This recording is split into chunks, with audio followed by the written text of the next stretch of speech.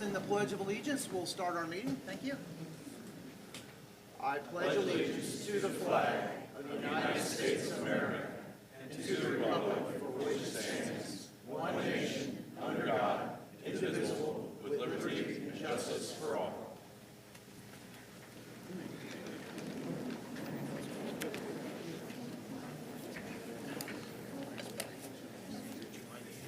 Thank you to all for coming. This is the Union Township Board of Trustees regular meeting for November 18th, 2021. Let the record show that all three trustees are present. Also, our fiscal officer, Mr. Ron Campbell, is present. Gentlemen, we'll start off with approval of minutes. This is from the October 14th, 2021 regular meeting minutes. If there's no questions or additions or changes, I'll ask for a motion to approve those. So moved. I'll second it. Roll call. Mr. McGee? Yes, sir. Mr. McGraw? Yes. Mr. Logue? I'll abstain. Motion carries. Thank you. Next item is correspondence. Mr. Campbell, did you have anything you want to present tonight? Yes, sir, I have one. It's a thank you letter from Ms. Cassandra Paul. Dear Union Township trustees, enclosed, please find a check number 6415 in the amount of $100 as a donation towards the care of the waterfowl in Union Township parks and ponds. Thank you, Cassandra Paul. P.S. Please thank Matt Taylor for his department's care of these ponds. So it's nice to get some feedback. That's good. Thank you. Nice. Good. Thank you. Thank you. No special presentations tonight. We're going to move, kind of change things around a little bit. We're going to do our personnel actions next. That way, when we're done, if the people are here just for that can go ahead and exit and be about your night. So we'll take care of you guys early on. So first, gentlemen, this is for the administration and the fiscal office. We're being asked to hire Michelle Lynn Cobb for the position of full-time administrative assistant with the effective date of November 22nd, 2021, at the rate of $26 per hour, and providing for the award of 1 week, 40 hours vacation time upon the effective date of employment. Mr. Campbell, did you have some opening remarks about this? Yes, sir, I do. Mr. McGraw, Mr. McGee, and Mr. Logue, I have the pleasure to present Michelle Cobb for your consideration for the job of administrative assistant to the fiscal office. Michelle has extensive knowledge and experience in all facets of accounting, including accounts receivable, accounts payable, governmental accounting, and regulatory compliance. She also has experience with Paycor and purchase orders and will be a great addition to our team. Michelle has successfully completed all stages of the hiring process, and if approved by the board, will start on Monday, November the 22nd, 2021. Thank you. Thank you. So is there any discussion? If not, I'll ask for a motion to hire Michelle Lynn Cobb for the position of full-time administrative assistant.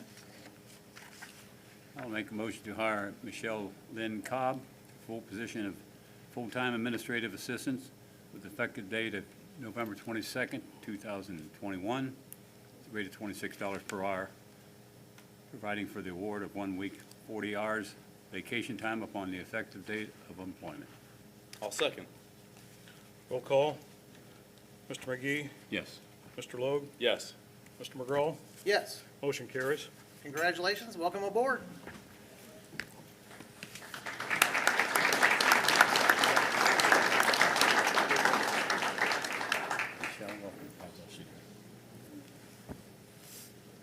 Congratulations. Congratulations. Welcome.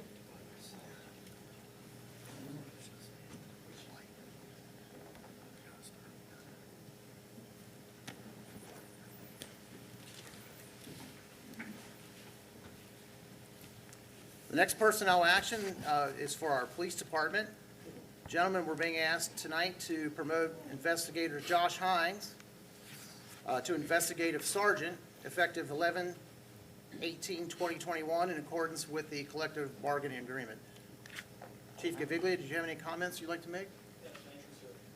Mr. Crowe, Mr. McGee, Mr. Lowe. Tonight, for your consideration, I'm presenting Detective Josh Hines for your consideration for promotion to investigative sergeant. After a thorough assessment, Detective Hines was selected for promotion among an excellent group of candidates. Detective Hines started his career at the Union Township Police Department in July of 2008 as a patrol officer. He has served as a field training officer while assigned to the Patrol Division.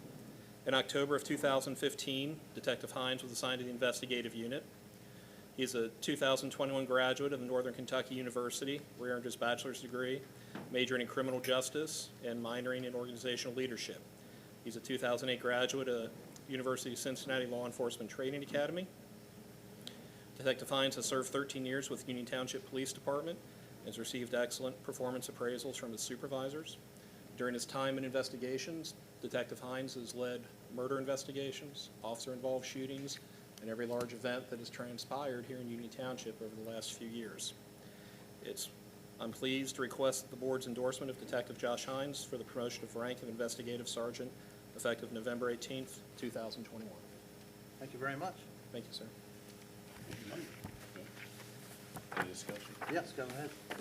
I'd like to make a motion to promote Detective Hines to investigative sergeant effective November 18th, 2021, in accordance with the collective bargaining agreement. I second. Roll call. Mr. Logue? Yes. Mr. McGee? Yes. Mr. McGraw? Yes, Motion carries. congratulations. Thank you.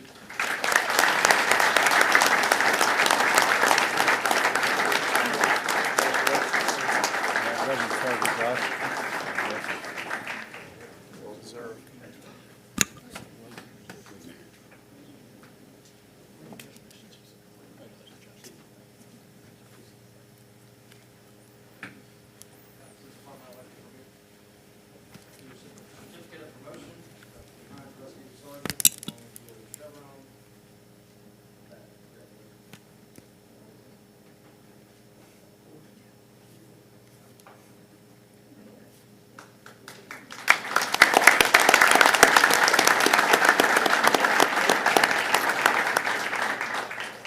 Get a pic with him.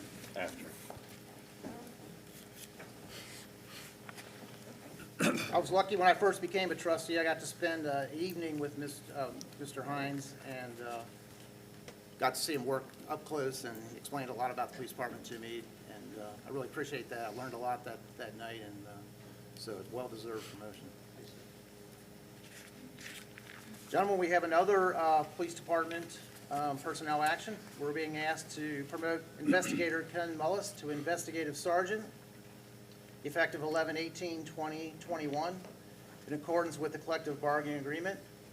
Chief Gaviglia, did you have some comments you'd like to make? Yes, thank you. Gentlemen, I'm equally as pleased to present Detective Ken Mullis for your consideration for promotion to Investigative Sergeant. After a thorough assessment, Detective Mullis was selected for promotion among an excellent group of candidates. Detective Mullis started his career with the Ohio State Highway Patrol in 1997, and he joined the Union Township Police Department in January of 2004 as a patrol officer. He served as a field training officer while assigned to the Patrol Division, and he also served as a drug enforcement agent. In May of 2015, Detective Mullis was assigned to the investigative unit. He's a 2014 graduate of the University of Cincinnati, where he earned an Associate's of Arts degree, majoring in criminal justice and minoring in forensics.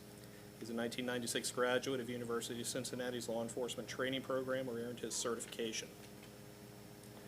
Detective Mullis served 17 years with Union Township Police Department and has received excellent performance appraisals from his supervisors. Detective Mullis has also managed every major investigation we've had in the last 5-6 years, and he's done an excellent job. Since joining the department in 2004, he's demonstrated consistent top performance and has a high level of commitment to serving the citizens of Union Township. I'm pleased to request the board's endorsement of Detective Kenneth Mullis to the promotion of rank of Investigative Sergeant effective November 18th, 2021. Thank you very much. Is there any discussion, or is there a motion then to promote Investigator Ken Mullis to Investigative Sergeant? I have the privilege of seeking and making a motion to promote Investigator Ken Mullis to the Investigative Sergeant effective 11/18/2021 in accordance with the collective bargaining agreement. Kenny, welcome aboard, brother. Second. Roll call. Mr. McGee? Yes. Mr. Logue? Yes. Mr. McGraw? Yes, Motion carries. congratulations. Congratulations.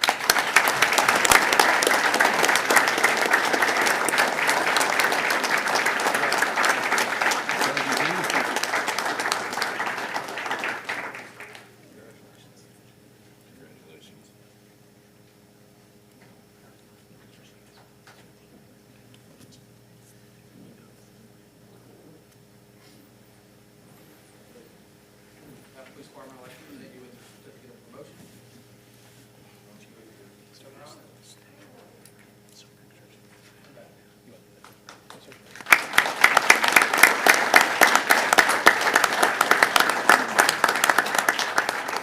Josh, Kenny, can you Gentlemen, guys stick would around you- for some pictures? Gentlemen, please come up, we'll do a picture with the trustees. Mr. Campbell, would you join us?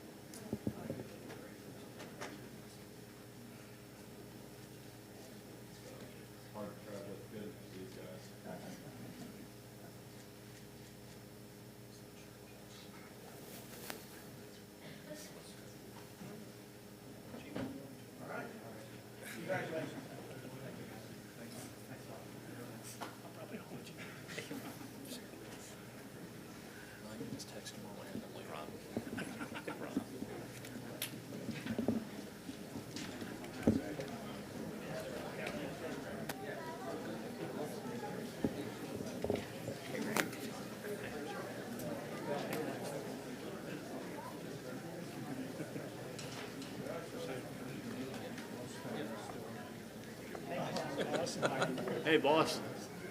Mr. Hines. Get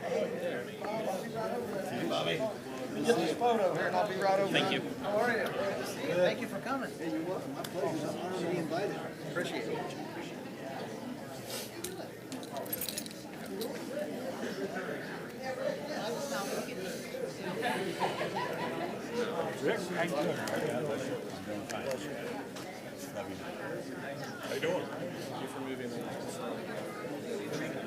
Oh, no, I'm getting pictures of Melanie, so, yeah, I'm getting from Thanks for here, coming, so. sir. We'll see you. Well done, Joshy. We'll see you. Take care.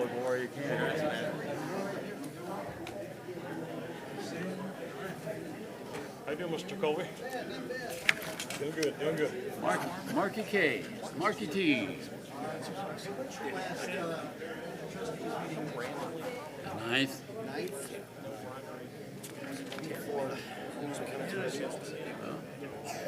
You can watch us on Facebook. Thank you, Mark. I'll move out of family photo.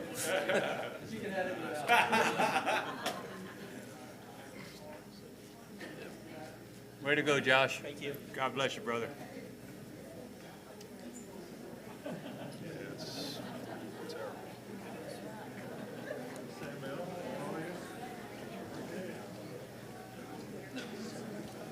We lost half the crowd anyway, didn't we? What's the rest of these people looking for ice cream and cake or what?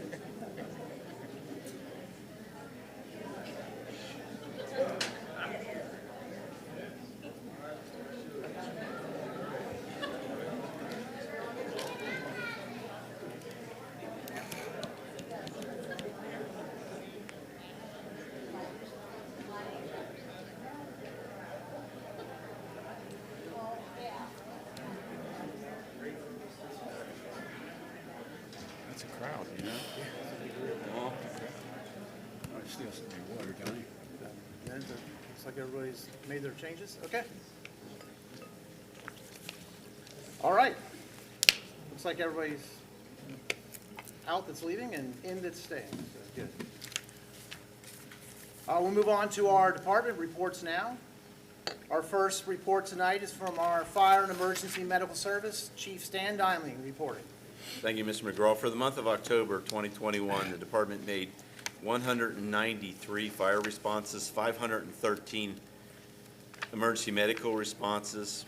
We had contact with 521 patients and transported 362 to local hospitals. The department completed 1,368 hours of training, participated in 26 public education details, completed 60 fire safety inspections, and we made 15 joint inspections with the Clermont County Building Department.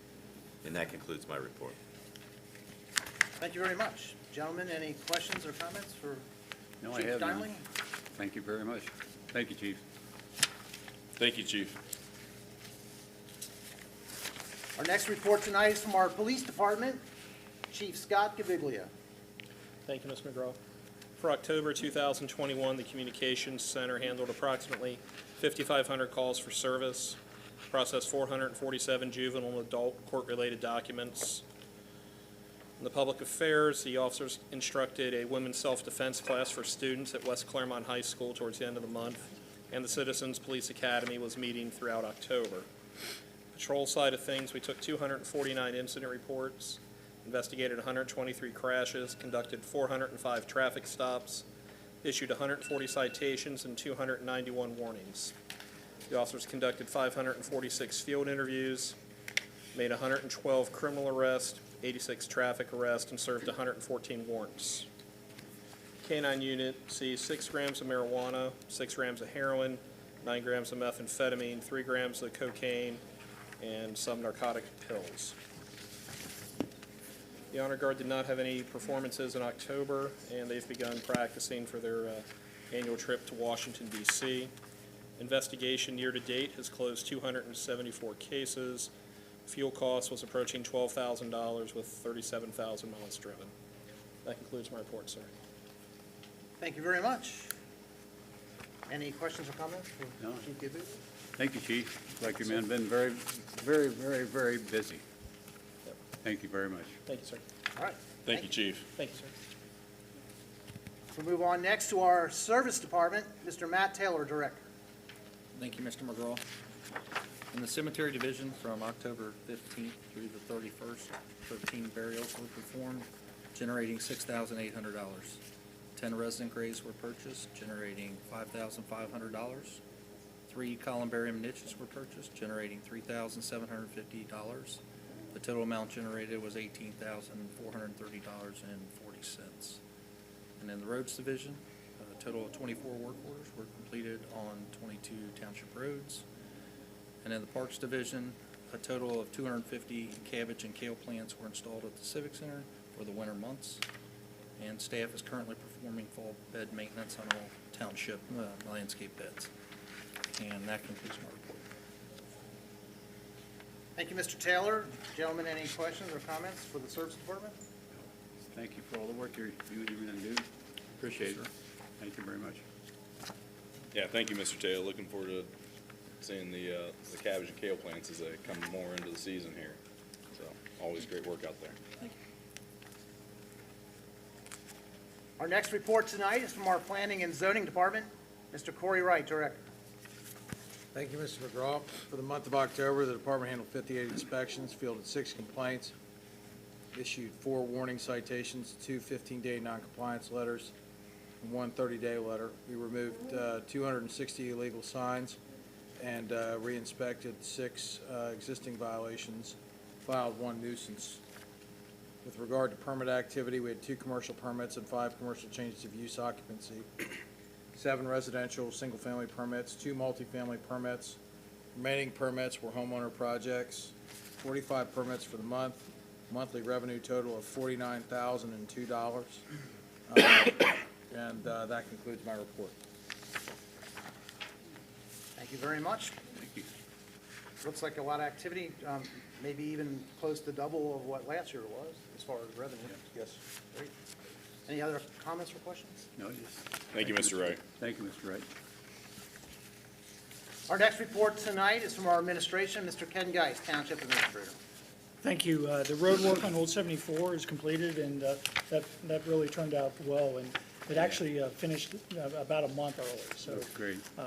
the Clermont County Engineer's Office did a great job in expediting that. Sticking to roads, ODOT's set to begin work on State Route 32 to the northbound access from 275 to State Route 32.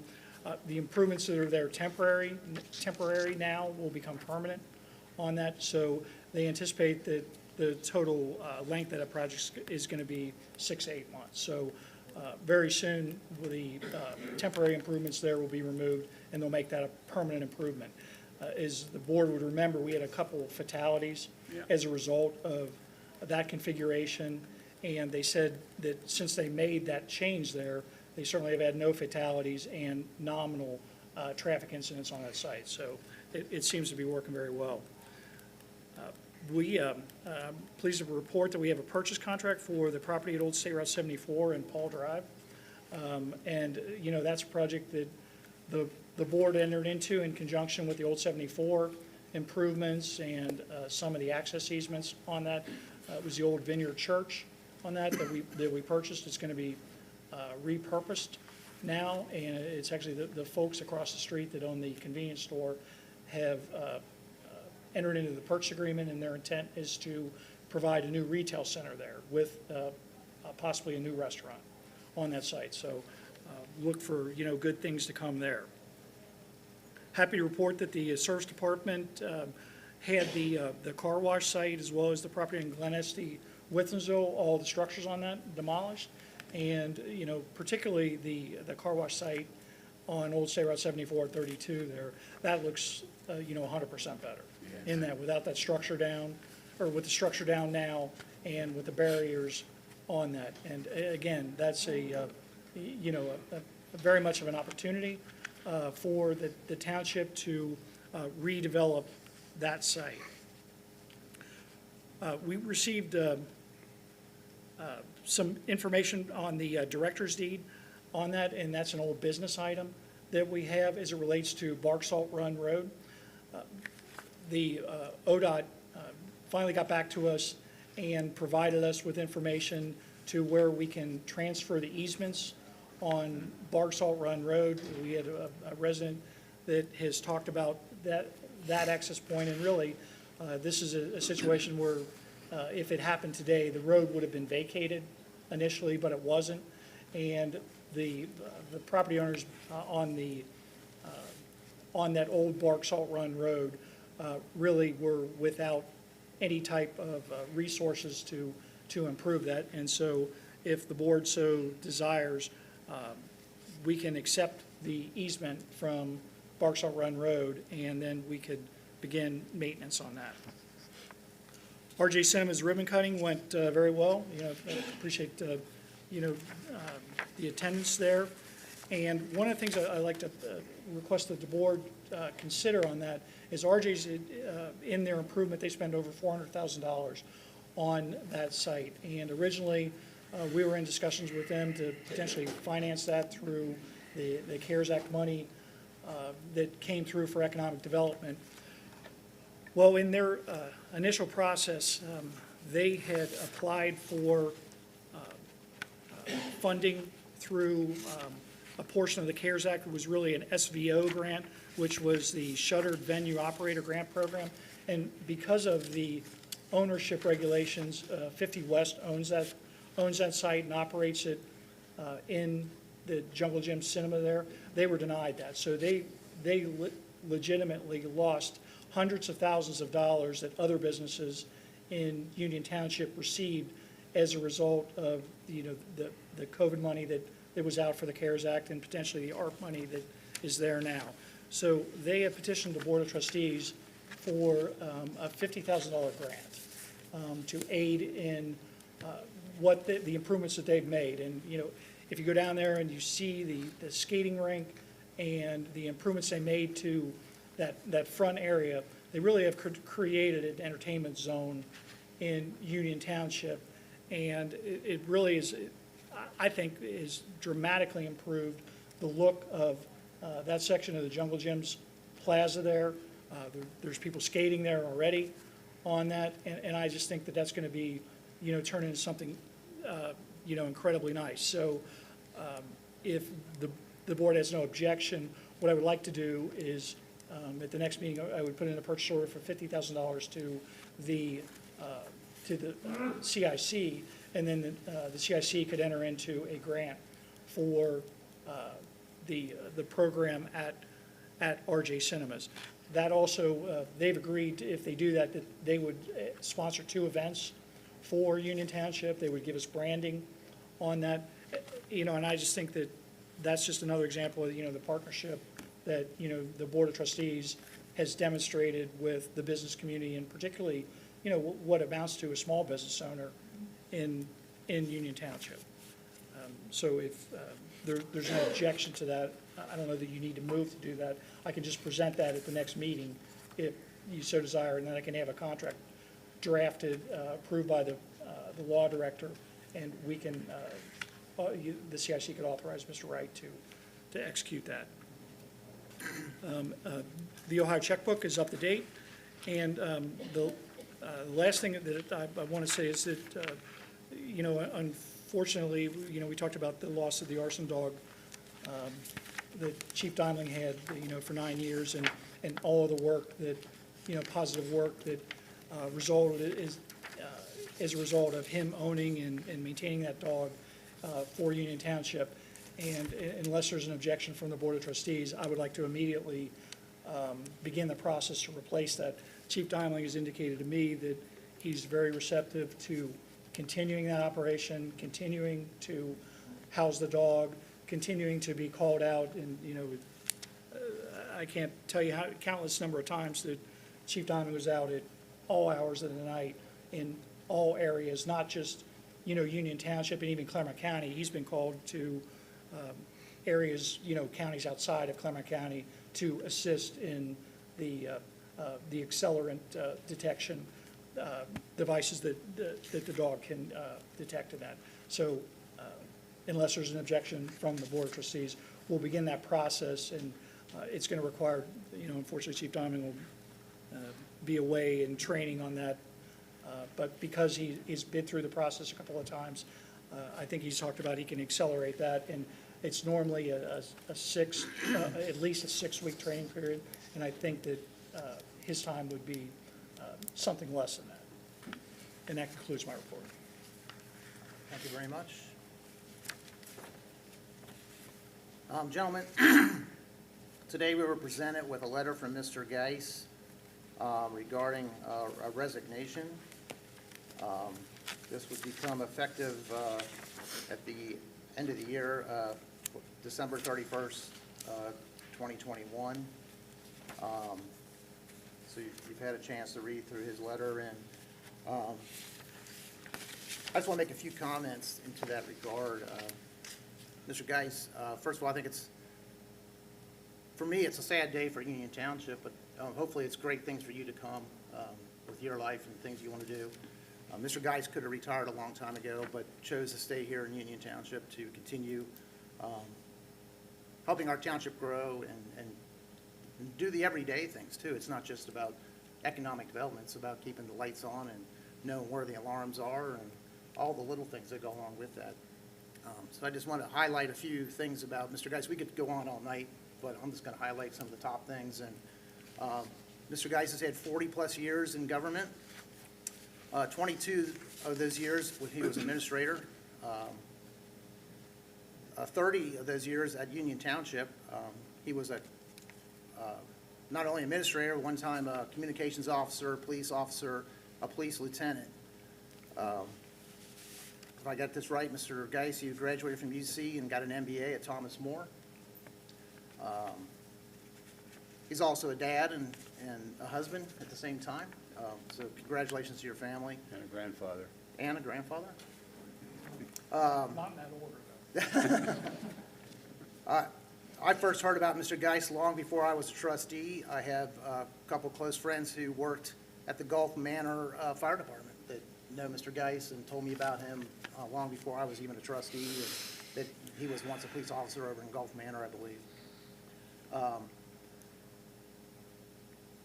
Probably the biggest highlight, Mr. Geis, is you built a great team here at Union Township. Of all the staff here tonight and all the police officers we saw earlier, the fire department, our service department, and our zoning and building departments, it's not just what you did, Mr. Geis, but the whole team you built. And the accreditation for all our departments, I don't know if there's another government that can say that. The TIF policy, when I first came on board, I was concerned about how TIF dollars could be spent, and Mr. Geis, many people don't know, spent time, actually went to the state, testified, helped write some of the legislation to get the TIF laws changed, on how the money can be spent towards safety services and also for roads in a new development. So those are good policy changes from the state level that made, to me, TIF dollars being spent a more reasonable thing. West Clermont High School, I mean, that's a game changer for our community. It led to some elementary schools being built. Your work with the school board and the township to bring that about is certainly a hallmark of some of the things you've done. Ivy Point, one of the most successful, probably it has to be the most successful development here in Clermont County. A lot of criticism at first. I think you told me once that someone maybe from the county level somewhere called it poison ivy. Can't say that today. It's a great development with TQL, Sherifax, Mercy, Children's is coming in the near future. Many other businesses over there. It's been a great development. The Civic Center we're in you were at the helm when this was designed and figured out how to best serve the community. This will be here for a long time, and certainly a hallmark of one of your many ideas to get the funding for it to begin with. So congratulations on that. I believe, I might be counting wrong, but I think there's 3 new fire stations under since you've been administrator, and one that was renovated. And all of our facilities have had some type of renovation done. Our police department, our other firehouses with new doors and new roofs and things like that. So keeping up with all our equipment and all our buildings has been stuff that you've worked on. And I don't think your work's finished either. You may be leaving Union Township, but I think you've got some plans, and I hope that you do well to serve some other communities in the future. They'll be lucky to have you. I think it's, for me, I think it's a sad situation when, especially, there was a person on the county level who really tried to force some of this change upon our township, and I don't think that's the right thing for people to interfere with what the township's doing. But nevertheless, decisions have to be made, and love you or hate you or whatever it is, there's no doubt that you've had an impact on Union Township, and people will see that for many, many years to come. And when I first became trustee, we were not on the best of terms. We had some good conversations, but I've grown to really appreciate and respect you, and saw firsthand many, many of the things that you tried to do, and your explanation of them, helped me to understand, the direction we were trying to go. And it's been a pleasure for me and to work with you and to help bring about, many, many good changes in the township. I mean, just since I've been in office, there's close to $800 million in new development, and a lot of things happened way before I got here. And it's not because of you and me or the trustees. It's because we got a great team. That's really what it comes down to. You can't do this without a great team. So I want to thank you for your service. Gentlemen, do you have any comments you'd like to make to Mr. Geis? I think you've about covered everything I want to say. All I can say is I've known Ken Geis personally when I was on the zoning board here for 5 years and became a trustee. I've been a trustee for 16 years. I have the greatest respect for this young man, and everything he's done. This beautiful building you're in here was his thought. And this 57,000 square foot structure here became home to the West Clermont Board of Education. The monies that they would have had to put out to get a building a third the size of this building, they work out of, all their offices. It would cost them hundreds of thousands of dollars a year. And they've been here for what, $1 a year since 2004?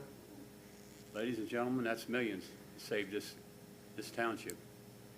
And a lot of people don't know that and have never thought about it.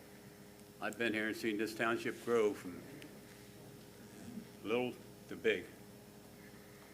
And I've seen our police, our fire grow, our service department, and Mr. McGraw said the many fine things he's brought here. People do know, and I keep saying, we have all qualified units here and have services here that have been nationally accredited, and it takes a lot to get into national accreditation and get the comments that have come from the people who come in here and look at our personnel and seeing what a great Union Township we have here. And I appreciate all the services that's been given to us through our fire department, our police department, our service department, our communications, and especially my dear friend Ken Geis. I wish him well, and I know that he'll find a future someplace else. God bless you, Mr. Geis, and I thank you for everything you've done for me personally and for the township. Thank you very much. Mr. Geis, thank you for your 34 years of service at Union Township. That's a long time, and in the short time that I've had to work with you, it's been great working with you and accomplishing projects for the township. No doubt there'll be big shoes to fill. I am confident that the employees, the great team, will continue to move forward with great projects for Union Township and propel Union Township forward in your wake. God bless you and where you may go.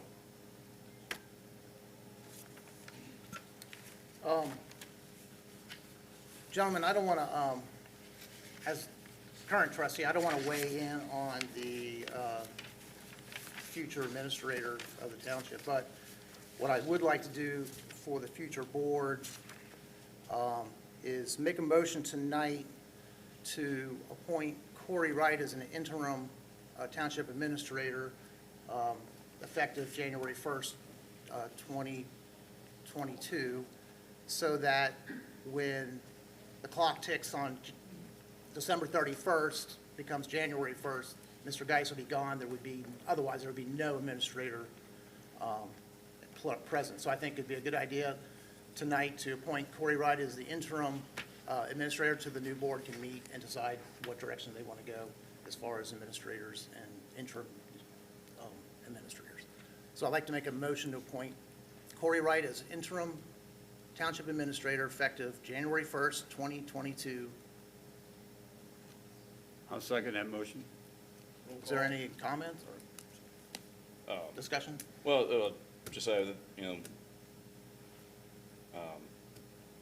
that's great. Corey's absolutely, got the capacity there to be able to step up and do that. So, looked at that for a long time as far as what's the continuity of operations, and you gentlemen have all heard me at different points of times from here. And,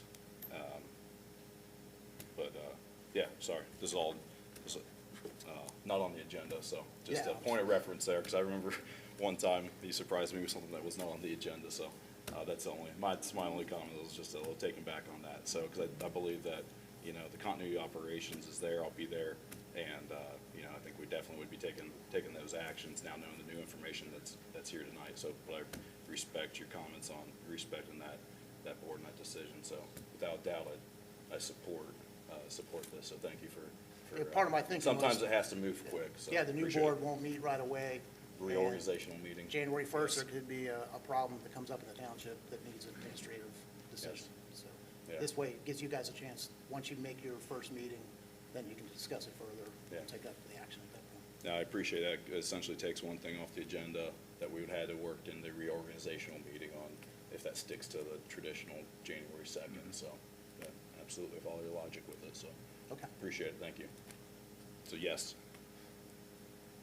Okay, so roll call. Yes, please. Mr. McGraw, Yes. Mr. McGee. Yes. And Mr. Lowe. Yes. Motion carries. And thank you, Corey Wright, for being able to fill that role until the new trustees can figure out the direction they're going. Thank you, sir. Great work as always, Mr. Wright. Thank you. Thank you, sir. Speaking of Corey, right? We're going to move on to public hearings with you next, and we have some zoning cases tonight. And our first case tonight is case 1-21-Z. This is for R1 single family to R4 single family variable structure residential at 3799 Buxton Road.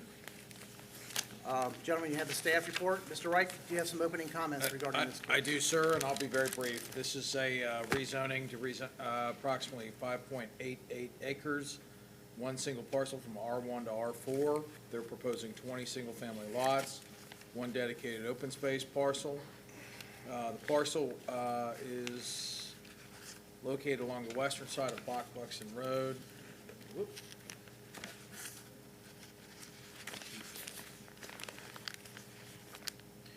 Located on the west side of Buxton, about 900 feet or so north of the 125 intersection. It's adjacent to a storage facility and some more heavily commercialized areas there. You can see that there's an additional small sliver located in Batavia Township. Property was zoned R1, remained as such until since the inception of zoning. The structure was removed some time ago due to disrepair. Land use in the vicinity is a mix of residential and business districts. Zoning to the north of the property is primarily R1, heavily commercial uses to the south, and industrial all throughout this corridor. It's adjacent to the 125 Ohio Pike Commercial Corridor. The plan also speaks to residential infill, which talks about moderate density development in the realm of 2.5 to 4 units an acre. This project is 3.39 units an acre as proposed. The R4 regulations are provided. The fire department has reviewed the proposal and has indicated they have no concerns with the project at this time. The zoning commission reviewed the project on October 27th and voted unanimously to approve with 9 conditions. Most significantly, providing for a 15-foot no-clear zone along the rear lot lines of 14 through 21 and 1 through 10, increasing the rear yard setback to 35 feet for lots 14 through 21, and providing additional plantings of 6-foot Norway evergreen spruces inside of the no-clear zone on lots 14 through 21, plantings to be spaced 10 foot on center, staggered, and is subject to administrative review and approval. Those were provided in response to the applicant or adjoining property owner's concern about leaving existing vegetation, but then also providing an evergreen buffer on a lower, kind of a 2-tiered approach there. So the staff report basically lays this out. Lot widths are 60 feet in width. The applicant revised the lot width initially from a much smaller lot width. Oh, we just lost connection. I don't know what happened there. From a much smaller lot width, and this will preserve approximately 1.5 acres of open space on the parcel. The action required by the Board of Trustees is to approve as recommended, approve with additional modification, or deny this request for a zoning map amendment in case 121-Z. That concludes my report. Thank you very much. Any questions for Mr. Wright? Yes, you mentioned 9 modifications. I only have 8 listed on. We listed 9 because we had to strike 1. There was originally, they referred to the staff report and the zoning commission recommendation. Okay. There were 8. We struck number 5. You'll see in your report it shows deleted, and then a new number 9 was added. All right. Okay. And also are they aware of the modification and agreeable to them? The applicant was at the zoning commission hearing and engaged in that dialogue, and also has a copy of our staff report. Thank you, sir. Thank you. That's all I have. This is a public hearing for this case. This is case 1-21-Z for 3799 Buxton Road. Is there anyone here tonight who would like to speak on behalf of this case? If there is, I will swear you in, and then we'll have your comments. Please come forward. Could you first give your name and address for the record, please? Yes, Greg Burling, 16 Buford Hunt Road, Cincinnati, Ohio. All right, raise your right hand. You swear the information you're about to give is the truth, the whole truth, and nothing but the truth, so help you God? Yes, sir. All right, please proceed. Thank you, trustees. My name's Greg Burling. I'm the developer for the site, the applicant, and thank you, staff, for guiding me through the process. Municipalities have different ways of doing these things, and staff did a great job helping me through this process. I'll be quick. I'm a third-generation builder-developer. Have quite a bit of experience up in this area. When I first got out of high school, my dad sent me up to Buxton Meadows to sweep streets and sweep houses out, so I've been in Clermont County for quite a while. This is, like Mr. Wright said, this is a 20-lot subdivision. We increased some lot sizes after discussion with staff to better match the surrounding subdivisions. Excuse me, and as Mr. Wright said, during the zoning commission hearing, one of the adjacent property owner to the north expressed some concern. There was an understanding that clearing was going all the way to the property line, which was not my intent. I'd like to leave as many trees as possible on these sites. So I agreed to a 15-foot no clear zone on the north and south property line. As well as helping the adjacent property owners, it also is it's great for the future property owners there to have privacy in their backyard. And then also in addition, adding that landscape buffer there. In addition, we added some mounding and landscaping along Buxton Road from the north and south property line to buffer the backyards of Lot 1 and Lot 21 from Buxton Road. And that also included 2 monuments on either side. I'll submit those to staff for review. Beyond that, I agree and agree to abide by the 9 conditions that staff is in the report. In addition, at 5 o'clock today, I was before Batavia Township Zoning Commission, and they recommended approval for the small sliver that is in Batavia Township. So if there's any questions, I can answer those. I didn't see a picture of the elevations or proposed elevations. Can you talk a little bit about the materials or how they're going to look? Yeah. So a lot of these materials they're selected by customers. The options that are offered are there'll be stone, cultured stone, brick, and siding. The elevations of new housing today have really developed from about 15 years ago. They incorporate a lot more materials instead of being a all brick front with nothing else on it. It just adds to the streetscape. So all those materials will be provided.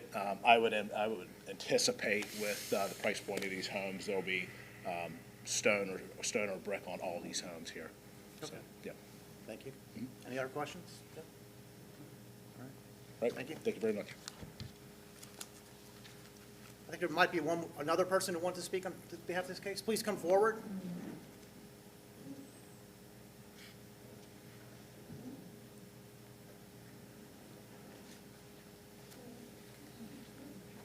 Thank you. State your name and address for the record, please. Hi, my name's Larry Bach. My wife and I live at 3821 Buxton Road. And Can you raise have a your lot- right hand? I'll swear you in first. sorry. You swear what you're about to say is the truth, the whole truth, and nothing but the truth, so help you God? Yes, sir. All right, thank you. Please proceed. I have a lot of concerns with this. There's 5 entrances or curb cuts within just a few hundred feet already of where this proposed is supposed to be. And we see a lot of traffic issues when we sit on the porch, people passing on a double yellow line in front of our house, not more than once, and speed and just the traffic. But with all those curb cuts and entrances that close, that's not good. And the Braxton Park across the street, we're out there, and it's almost a steady stream of traffic coming out of there. a lot of near misses in that. The density is, it should be less than half of that. That's way too many houses on that little parcel. The traffic in the evenings sometimes, and sometimes during the day, it backs up from 125 all the way down to our house and sometimes past our house. And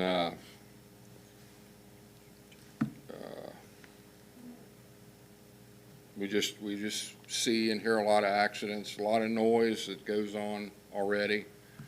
But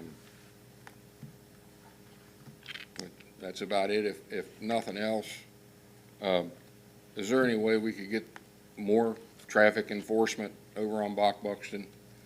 I mean, at night, the stereo systems, they rattle the windows in the house, and the speed and that noise. Yeah.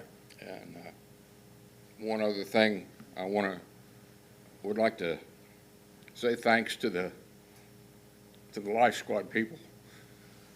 Amen. It's, they've been to our house several times for my dad, and they were fantastic, fantastic. Thank you very much. Appreciate it. Thank you.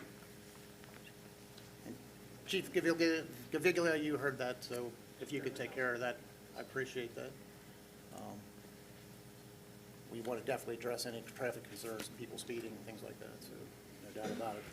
And kudos to the fire department, because I agree with you 100% on EMP service.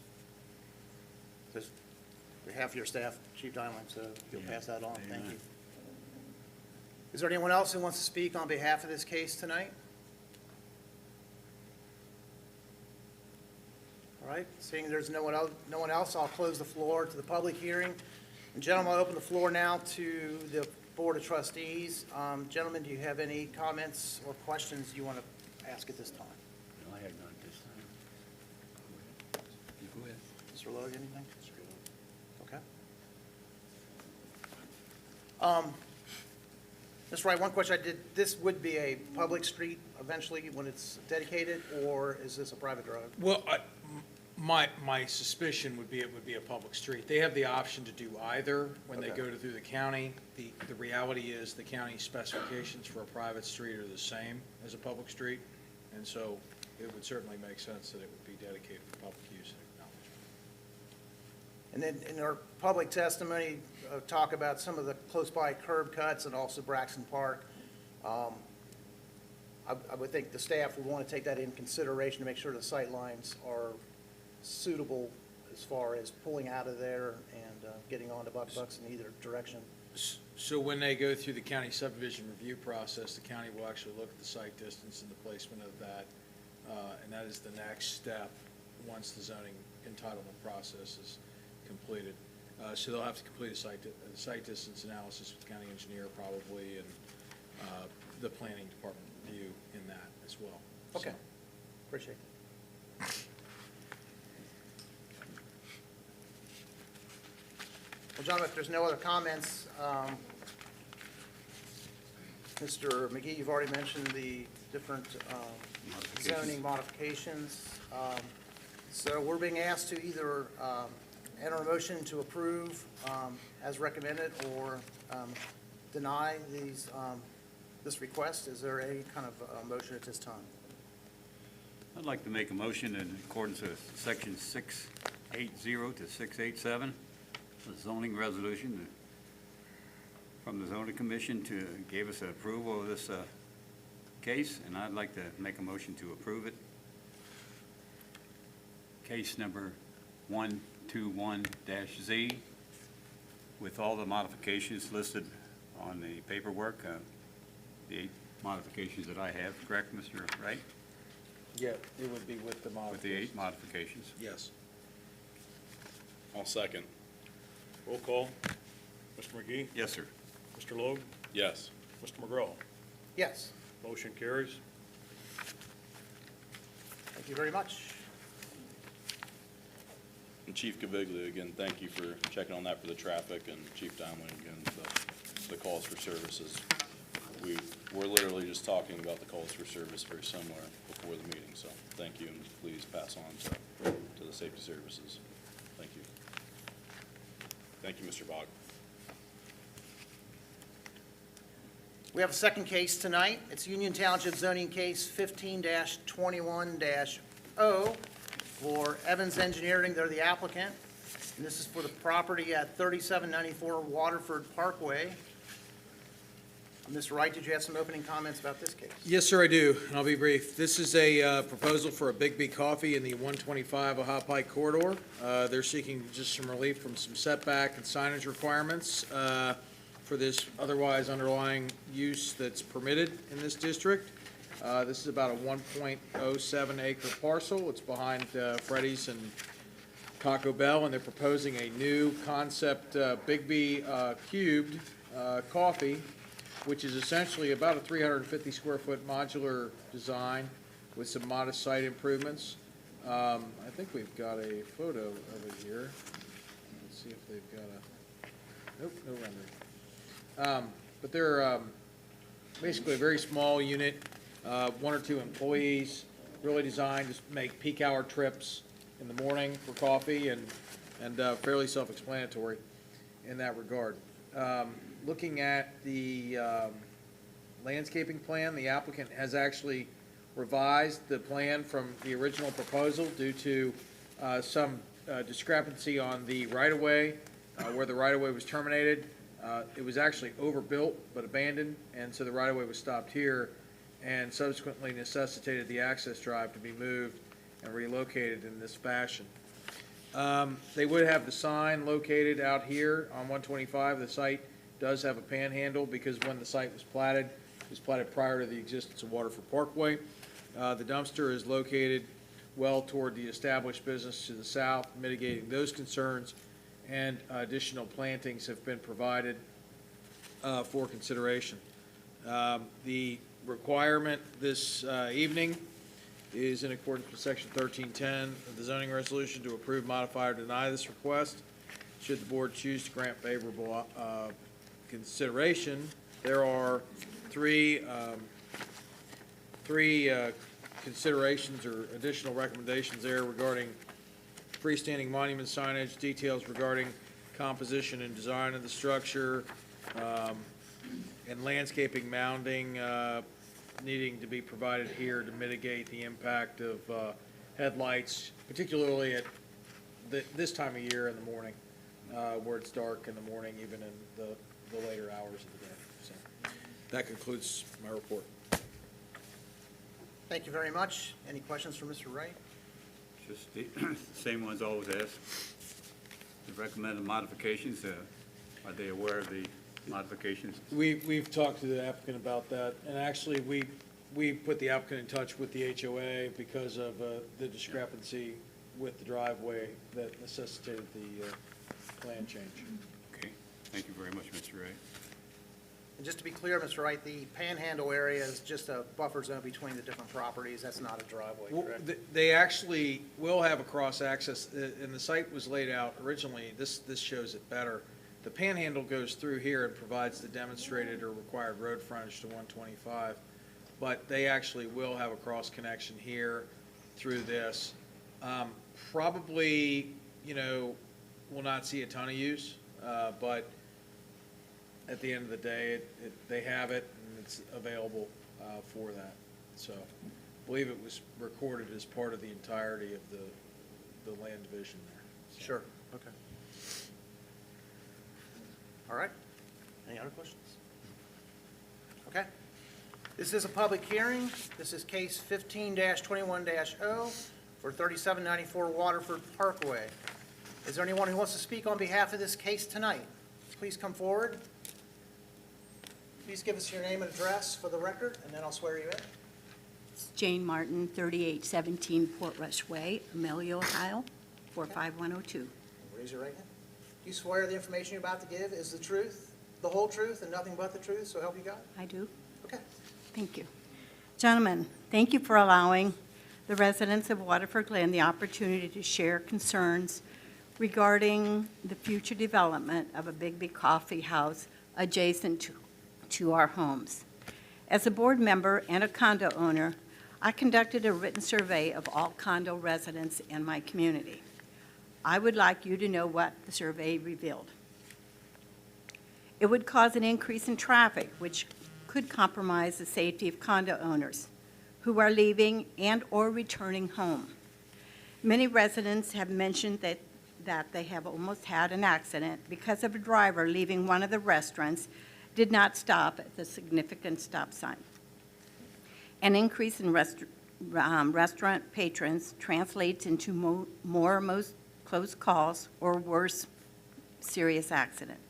When leaving the area, drivers tend to look in the direction of vehicles coming into the complex, but neglect looking for vehicles leaving Waterford Glen heading for 125.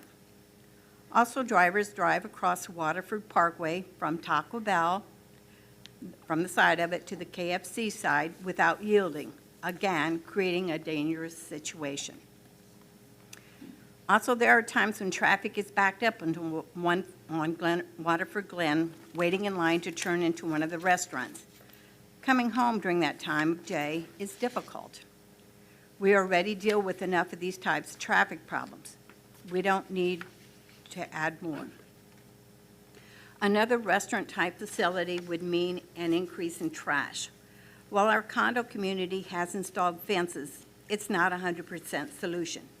We don't need more trash blowing across lawns or landing in our pond. Plus, we didn't get any financial help with the costs from the current restaurants. Why would Big B's be any different? Trash pickup at the large commercial bins. The banging that is part of the process adds a loud volume of noise at 4:30 in the morning. A resident has called Corey Wright a couple of times about this situation. Absolutely nothing changed. Isn't it amazing that Union Township regulates the time a hammer can pound, but the banging of the large metal bins cannot be done at any time?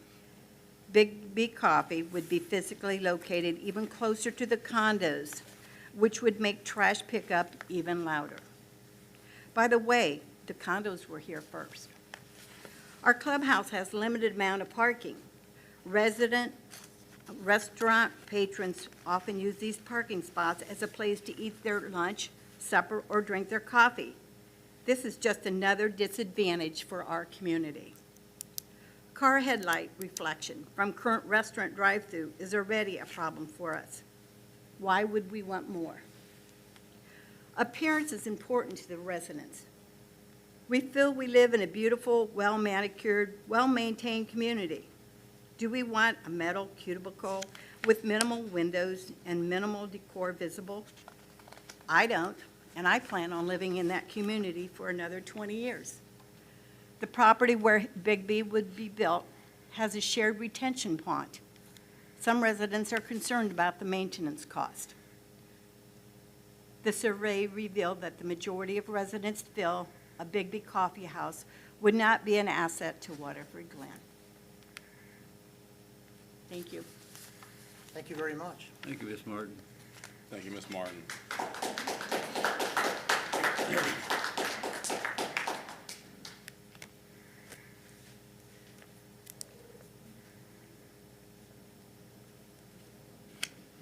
Is there anyone else who would like to speak on behalf of this case tonight?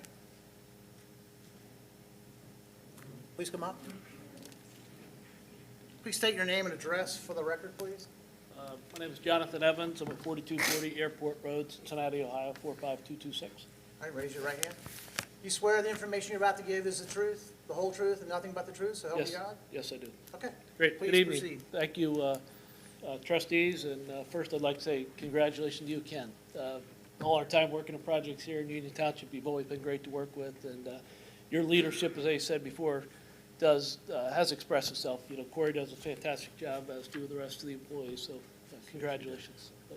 So anyway, tonight I am here on behalf of the applicant. I was the applicant of Evans Engineering, but the owners or the operators who would be operating this, it's LNG Coffee.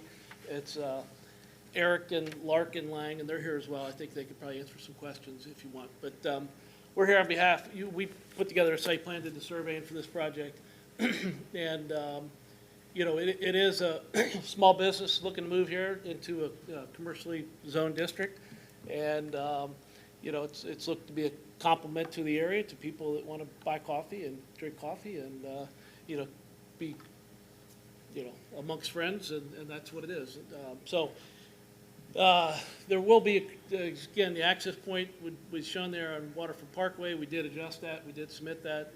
That was oversight on our behalf. But came as a result is there's an ingress egress that comes across from Waterford Parkway, comes across both the properties there, and then also came across this vacant property to the back. And you can kind of see the dash lines. It's real hard to see, but it went straight up toward that dead end, and the pavement extended past there. So we had, you know, we thought that that easement went up to that line. So we adjusted that, kept the access point, goes back to Waterford Parkway now, stays on their property and hits the, you know, the defined ingress egress point along Waterford Parkway. So, but the traffic would come in off Waterford Parkway, and again, as mentioned, it could come in through the Taco Bell lot and circle up into there, or it could come on down and come into the Waterford Parkway, going in a typical fashion like most of these, you know, restaurant operations do, with a counterclockwise fashion here, and order their coffee and pick up, and then exit one of the two ways through there. So,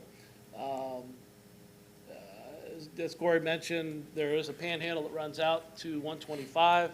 We would be taking a sewer line down through there, and then we do have some signage that's proposed down at the end along 125 there. And we did, you know, take into account some thoughts, and we did do some landscaping, you know, I think a decent landscape screen that's through the northern part there with Norway spruce and arborvitaes, to kind of help screen or buffer our use from the residential to the north there. You know, prior to that, we did have a sidewalk connection. Again, we removed that after we, you know, certainly realized that we have no rights to go onto that property. So we removed that sidewalk connection. It did kind of connect over into Waterford Parkway, and there's no real pedestrian access going down through to 125, so there's no other pedestrian connection here really. The detention ponds are there. They exist. They were built with the development. You know, there's 2 ponds on this lot, and my client, if they move forward with the project, will be the proud owners of a half of each pond. So, you know, again, there's a pond that's shared between the Taco Bell space and the vacant lot here, and there's a second one shared between this lot and the lot that's to the north. So I can't speak to the maintenance of those ponds or what was set up. I wasn't aware that was a total concern, but I do understand that the Waterford Parkway's drainage comes into those. So I think there's probably a shared maintenance or, you know, some sort of operation agreement that is either in place or could be put in place to help discuss the maintenance of those ponds. And I know there's a lot of drive-through business. Is there any dining room business? There's no indoor capacity, very small stores, 356 square feet. Right. Okay. So it's basically the operations, they have workers inside, and they can either, it's mostly through the drive-through or there is a walk-up window to it. But again, I can maybe let the franchisee or the group that's going to be operating it explain some of those things, but I wanted to kind of give a few of the technical Okay, background to this. all right. Any other questions, John? I did say one, but not for this gentleman, but for Mr. Wright. Okay. Okay? Yeah, one question. Yes, sir. You mentioned the counterclockwise drive-through. Yes. What would be the impact of a clockwise drive-through? Well, it's used because the pickup window's always on your left side as you're driving the car, so you kind of circle around, and then, it's okay. Well, I was thinking about the headlights. I was thinking about the headlights. Yeah, so there's, the headlights, you know, they'll always circle through. I guess it wouldn't matter how you did that, but, you know, there is, you know, we did some landscaping, some decent landscaping, and, you know, the kind that would last all year. It doesn't lose its leaves this time of year, so. I believe there's a fence there, too. And then now, the way the curb cut is set, it's going right into where their curb cut comes and hits Waterford, so it kind of makes sense to have it there. All right.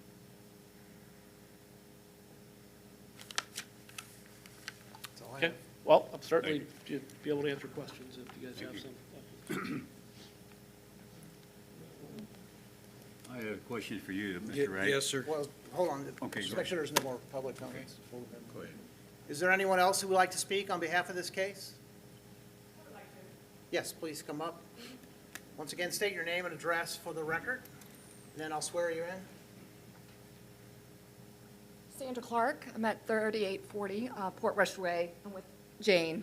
Okay. Raise your right hand. Do you swear the information you're about to give is the truth, the whole truth, and nothing but the truth, so help you God? Yes, sir. All right, thank you. Please proceed. Just a couple of points. So I am with Jane, and I wanted to make a point that there's many members from the Waterford community here.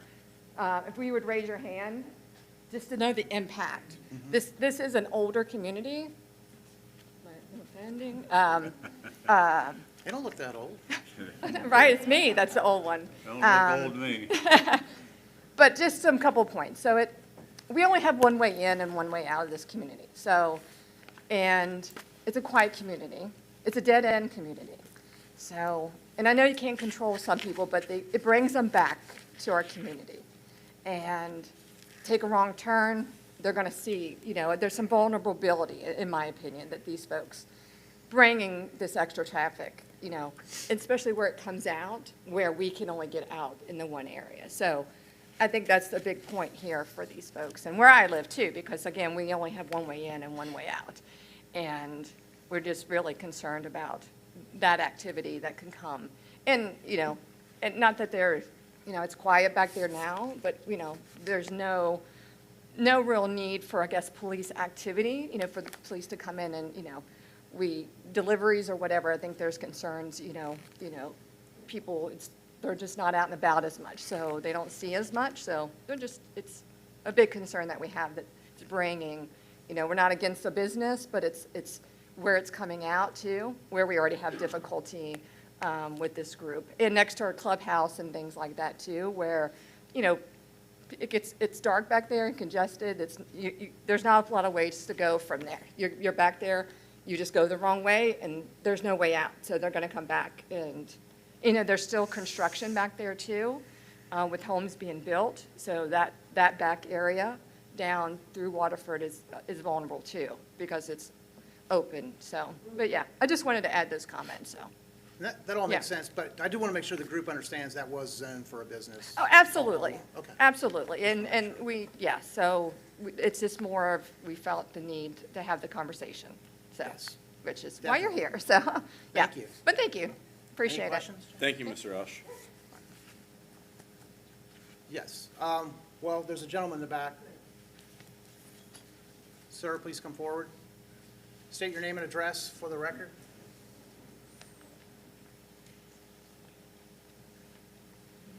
Your name, please. Ansel Hoyt, 1159 Lahinch Lane. We're adjacent to the whole complex. Okay. Can you please raise your right hand? Oh, I'm sorry. I'm Do you sorry. swear the information you're about to give is the truth, the whole Yes. truth, and nothing but the truth? I do. So help you God? Yes. Okay. Please proceed. Okay. Most of my concerns are environmental. Okay. One is parking lot lighting. Right now, we get a big overflow of parking lot lighting from the adjacent restaurants. This one comes closer even. In fact, I live the second closest residence to the restaurant. The restaurant is probably much better choice to go in the area than what a lot of other choices might be. So that's not an issue for me. The other thing, one thing is the trash removal, the dumpsters. I think I understood they're going to be on the south end of the project. The Is very that right? bottom of the screen there. Yes. Straight right here. Okay, well, you've enlarged it now. I can see now. Okay, that's a help because of the sound, the noise, and the hours that they come to pick up is very important because the others up there, we can hear them all night long. So just before it becomes an issue. Also, you're showing your drive, the entrance, coming out directly across from Port Rush. There needs to be a definite stop sign so that there's a two-way stop sign. There's a stop sign on Port Rush before they can turn on, before we can turn on Waterford Glen. And there's stop signs at both of the restaurant entrances up there, which very few people pay attention to. But there needs to be definite stop sign there. So that, I think that's a definite issue. And the other thing is the whole environment of the whole thing. I hope that this company has a definite plan for maintaining their site in a healthy manner. That is a big issue. He stated the hours of business. The drainage pond maintenance is something that needs to be addressed up front, because this actually drains, that large pond down in the back actually drains about 85% of the entire Waterford Glen development.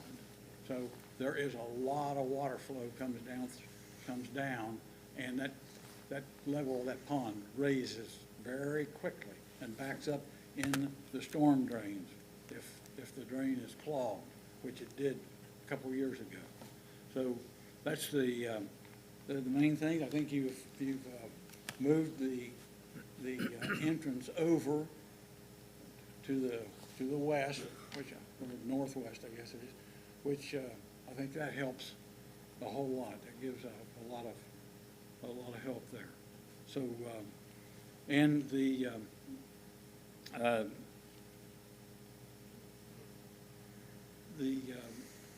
needs to be a definite and enforced erosion plan when they start, because there's been a lot of that area in there is fill dirt. It was, I think, pushed down there when the restaurants were put in. There's a lot of fill dirt in there, and I don't know what they're going to do with any excess soil, but there needs to be a definite enforced erosion plan to keep that pond from filling up. That'll be done by the county level. That's not a township Okay. responsibility, but Okay. they do take those concerns into account. So No- you're no very one good to seems bring to- that up. No one seems to want to know anything about the maintenance on that pond so far. So that's all I have.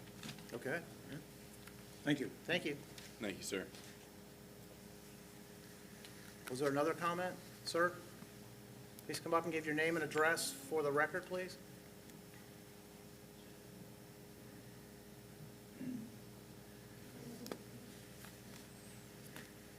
My name is Nick Drever.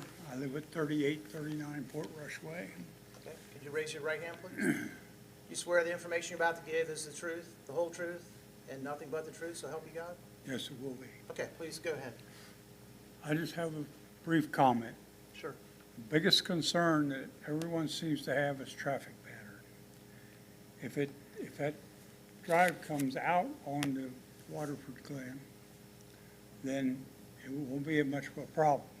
If it goes in there, right now Taco Bell backs up clear to the light times.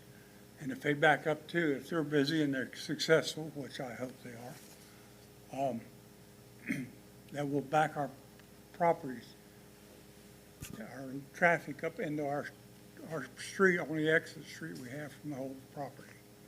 So that's a concern, and that's what I just wanted to reiterate. Thank you very much. Thank you. Thank you for being here tonight. Thank you, Nick. Thank you, sir. Is there anyone else who would like to comment? There's someone in the back. I'll let people who haven't spoke yet speak first, if you don't mind.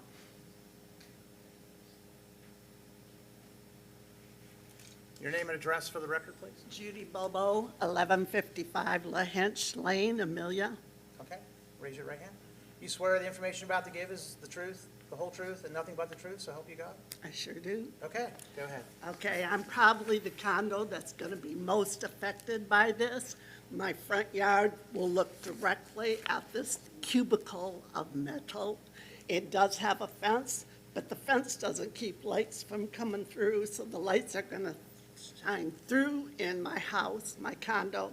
The second thing is that I have talked to Mr. Wright, because every Tuesday and Friday at 4:30 in the morning, they pick up the trash and they bang those loud containers. So every Tuesday and Friday, I'm woken up and I can't go back to sleep. And can you all imagine how you would feel if that was happening? Well, this would be even closer to me, so I'd get to hear the noise even more. Okay. That's all I had to add. Thank you, Ms. Bobo. Thank you, ma'am. Please come up.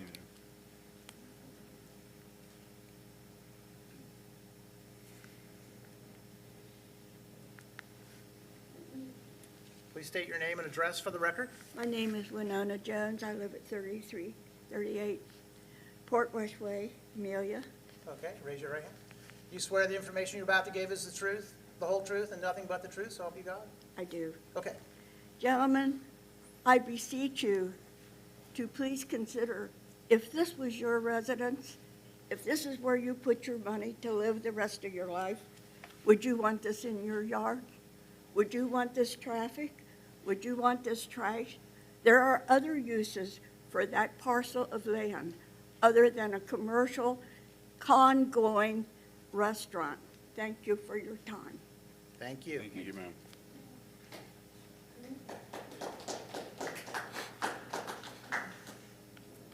And is there anyone else who would like to speak?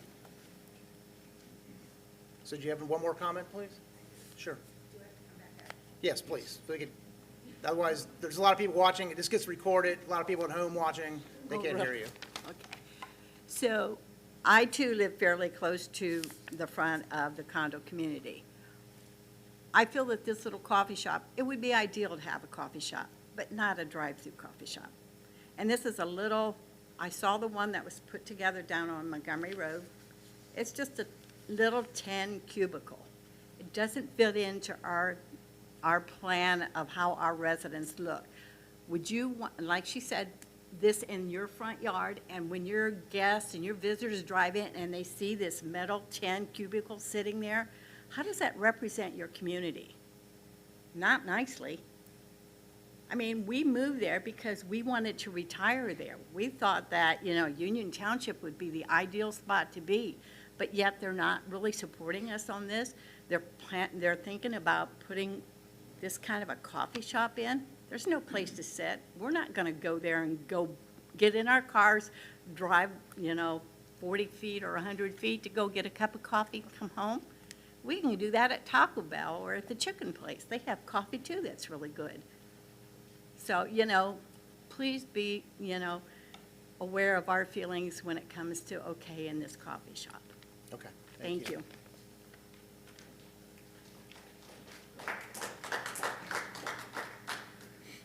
Is there anyone else who'd like to speak? Yes, please come up.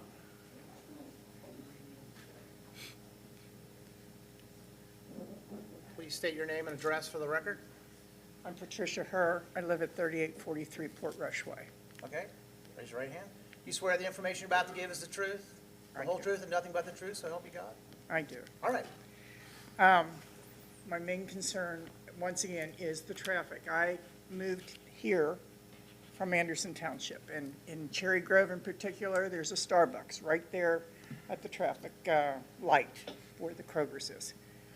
You come back by there numerous times, and it is backed up on Beachmont Avenue because everybody needs the coffee. Granted, it's Starbucks. But still, as that other people have said, we have backups due already to Taco Bell and Freddy's. And then they cut across to KFC and Arby's. We have all those restaurants there. Now, when this development began, obviously, there was none of that. So people have lived there longer than I have seen quite a bit of change. This is just going to add more traffic, more trash, and more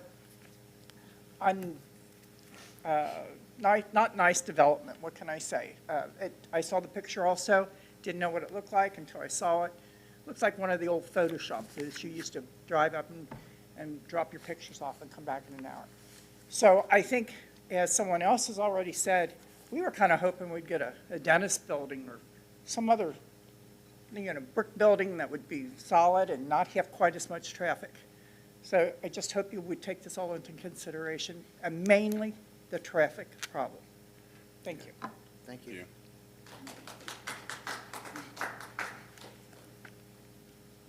Is there anyone else who'd like to speak?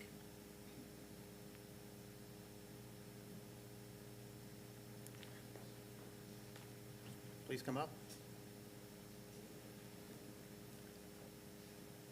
Could you please also state your name and address for the record? My name is Larkin Lang, and my address is 129 Winterberry Road, Mount Orb, Ohio. All right, raise your right hand. You swear the information you're about to give is the truth, the whole truth, and nothing but the truth, so help you God? Yes, sir. Okay, go ahead. So, so my husband and I are who are opening this, or hoping to open this. So I wanted to start with saying a little bit about ourselves and maybe try to address some of the concerns.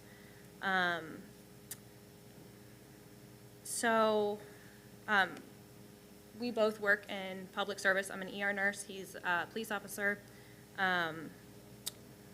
We wanted to open a coffee shop in particular because we really like giving back and serving people. And I think that both of us were looking for a happier way of doing that, and coffee's happy. You get to serve people, you get to meet your community. And one of the reasons we chose, or we were looking at Union Township is because of the community. It wouldn't probably be very successful if we put this out in like Brown or Adams County right now, but we still wanted that small town feel, like the further out you get. And I think Union Township can give us that. I think that there's a good chance we'll get to meet and really know a lot of our customers and their family, and I'm looking forward to watching our employees kind of grow with us and go off to college and have a new generation come in. So I think that maybe there's some people who think that we are just some big company that came in to do this, and it's not. So that's who we are. Some of the concerns, I can't, traffic, I have nothing to really say about that, except the afternoon traffic. I don't think that our business will affect it as much as the other two that are already there. We're really going to be catching people before 11 a.m. That's going to be our busiest time. What would be your normal business hours? 6 a.m. to 9 p.m. Monday through Saturday, and then 7 a.m. to 9 p.m. on Sunday is what Big B requires. After we're open, then we can put in a request to change those hours. I have a feeling we won't be open until 9 p.m. A lot of the other Big B locations in Cincinnati and Kentucky shorten those hours. There's not a lot of people that buy coffee at 8 or 9 o'clock at night. I think when you have like 24-hour businesses nearby, like hospitals or whatever else is 24 hours, then you might need them to stay open till 9 p.m. I can't imagine that being the case there. I would be thankful if it was, but I would say we'll probably close around 7 if Big B approves that. So traffic in the morning, we do expect to be busy. The drive-through only concept, though, there's a couple reasons we chose that. One is COVID. So with shutdowns, and even when things open back up, people are leery of going inside. And so if you look at a lot of these other restaurants, they're actually moving towards a drive-through only model. I know McDonald's is one that I've read, I don't know for sure, but I've read about McDonald's trialing some of these drive-through only concepts and closing their dining room for who knows how long, extended period of time. So that was something that we considered. Also, it really lets you kind of streamline your process, so it's fast. We're targeting those morning commuters a lot, so in and out, we don't want a line of traffic. I mean, we want a lot of cars, but we don't want people waiting 30, 40 minutes for a cup of coffee. I drink coffee every day and I don't wait. If the line's that long, I leave. So there's other places I could go to. So the rest of the traffic concerns, like the in and out, we kind of put the entrance in the only place we can because they own some of that property. So that I don't have a whole lot that I can control with it. The trash issue sounds like it's already an ongoing issue. I don't know what I can address with that either. The financial help they asked that they're not receiving from other restaurants, I think that they're talking about the retention pond and whatever agreement we have to come up with, we have to come up with. If we own 50% and they own 50%, then I think that would just be expected, that we come up with an agreement before we close on how that looks. Mm-hmm. I don't know if there's already an agreement in place that would carry over. I have no idea how that works, but we haven't offered to help because we're not in that phase yet. After this meeting, we're just taking it one step at a time. So after this meeting, then it's the next part and the next part, and if we hopefully can move forward and close and do this, then that's definitely one of the steps somewhere in there. One of the issues was people using the parking spots at the clubhouse. I don't see any of our customers doing that because there's no dine-in seating. Car headlight problem, the landscaping, I think Jonathan did a pretty good job. I'm not a landscaper, but when I looked up the trees, a lot of them are like actual trees that are pretty full, so, if I lived there, I wouldn't want light shining in my house either, so whatever we could do, I think that the plan shows that we are trying to block that light. Kind of going back to we chose Union Township, we also want to get along with our neighbors and we want them to be happy we're there. I don't want to start off on the wrong foot of everyone mad that lights are getting shined in their house at 6 a.m. So a couple of people mentioned about the metal building. I've been to the Montgomery location a lot, and I don't know if it's metal, but I do know we have lots of options for our exterior on our building. Stone, brick, metal is probably one of them. So I don't think it's going to be a metal building. We haven't gotten to that phase of the planning on what the exterior finish is going to be, but. Mr. Wright, are there restrictions on the building materials for the site? We can certainly include that and have in other areas for an architectural review, just to require traditional building materials. Okay. All right. So, I don't think that's a problem at all, if whatever the material has to be. Try to read through my notes, sorry. One concern brought up was people may go the wrong way and pull into their complex. I have that here. My thinking is, it's pretty obvious where the light is that you need to get back out to. I don't think that when I drove back there, I'm not great with direction, and I could see the stoplight pretty clearly in and out. Maybe some properly placed exit signs or some kind of directional sign maybe Yeah, could help. if we need an exit to the left sign, then we can do an exit to the left sign, no problem. But that's no problem at all. Some of the environmental things, I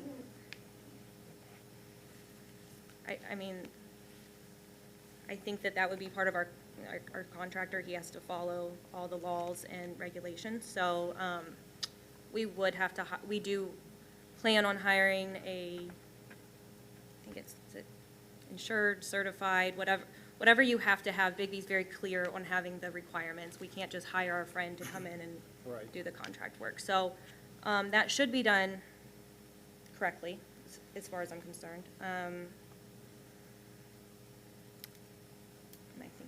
I think that covered most of my notes, so.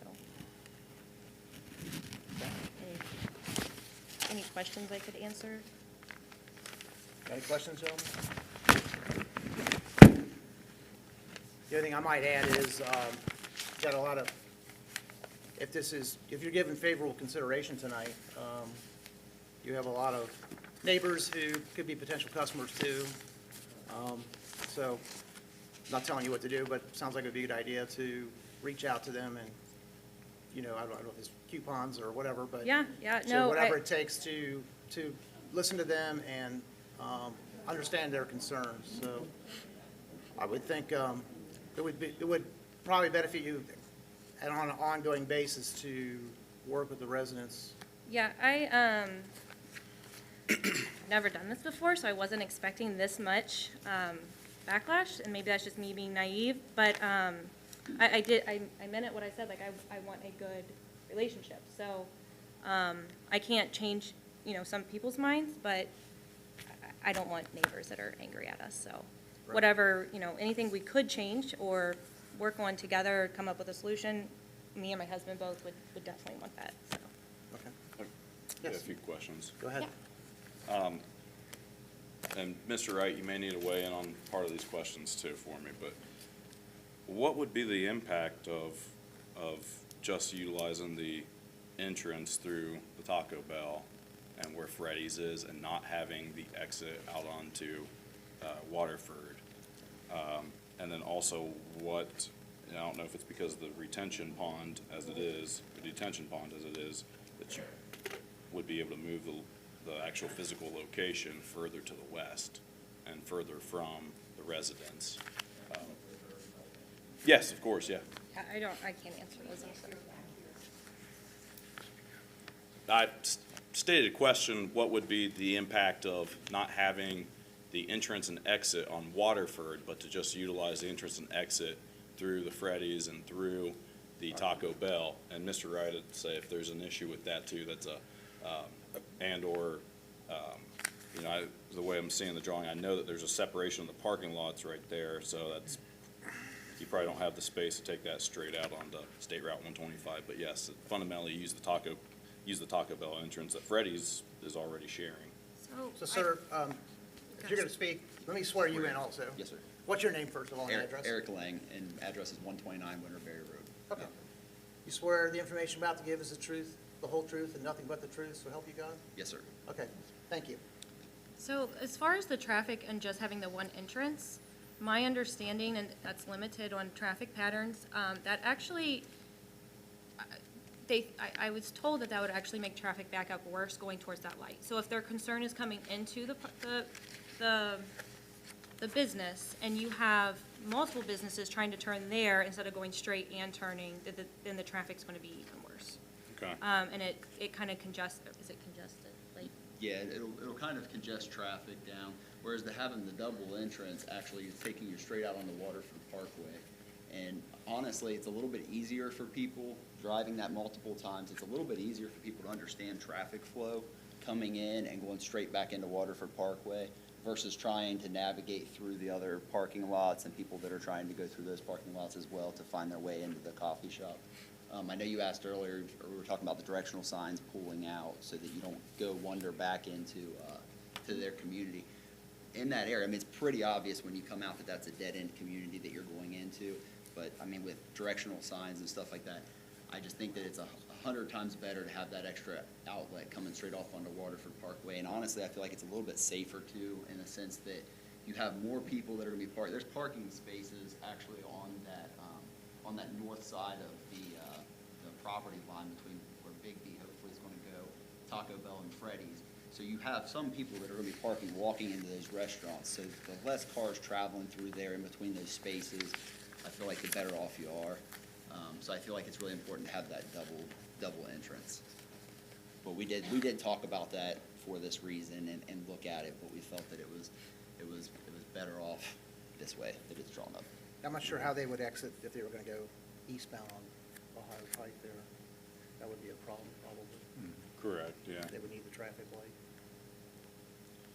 It's a good thought there. And what is the height on the mounding, the landscaping and the mounding? So along with the 6-foot Norway spruces, which is a very fast-growing tree, but there's mounding as well. We have typically recommended a minimum mound height of 3 feet from grade, and then the plantings in addition. And certainly that would be the board's discretion if you thought that the mounding needed to go higher. Keep in mind, though, the higher you go, the wider the impact of the mound will be. So, I would think a minimum of 3 feet. Yeah. Plus the plantings would be required. Do you have an idea of what the height you'd be able to go to on the mounding? I think it's comfortable height, but There's no ability to move higher? Yeah, they'll get wider, but do you have, I mean, is there any well, there's an existing drainage swale along that, north line as well. It's an existing drainage swale, probably for part of Waterford development, so we wouldn't be able to want to block that. Okay. So we have to work around that existing swale and then start running. And that is one of the swales that goes into the ponds, correct? Yeah, I don't know, Tori, you have some pictures there? So, yeah, I'm gonna. So you would be responsible for maintaining the swales as well as I've heard that come up often about the maintenance on those ponds. And that's a traditional issue. Yeah, that's one of those things we have to look into. We're doing the title search and everything like that now to find out what all agreements were made, verifying all the property line, everything with that. But we're also going to go back and do our due diligence phase and make sure to see if there was any pre-existing agreements about the pond. And if there's not, then we'll be glad to talk with them about it, entertain any ideas they have, and sit down with them to come up with an agreement. Like my wife Larkin said, we want to get along with the community. We're not just trying to come in and throw some building in and not worry about what we do. And these people are obviously concerned, and we would like to do whatever we can to work with them and cooperate, and hopefully have a partnership or a relationship at some point with them. Typically with the maintenance agreements on the ponds for, 'cause it's correct me, is it retention? Is that a retention? Those appear to be retention, they're Okay. wet. So they've got the grading, right, that allows the controlled leak, or do not? I'm not sure about the specific design of those basins. I mean, they were put in 2005 or 6, I think. Okay. So I don't know what the specific outlet structures are, or whether they've been, mucked out or anything like Yeah. that. But, I mean, I'm not aware, nobody's reported that there's an issue with them to us. I don't know if anybody's talked to the county, Yeah. so.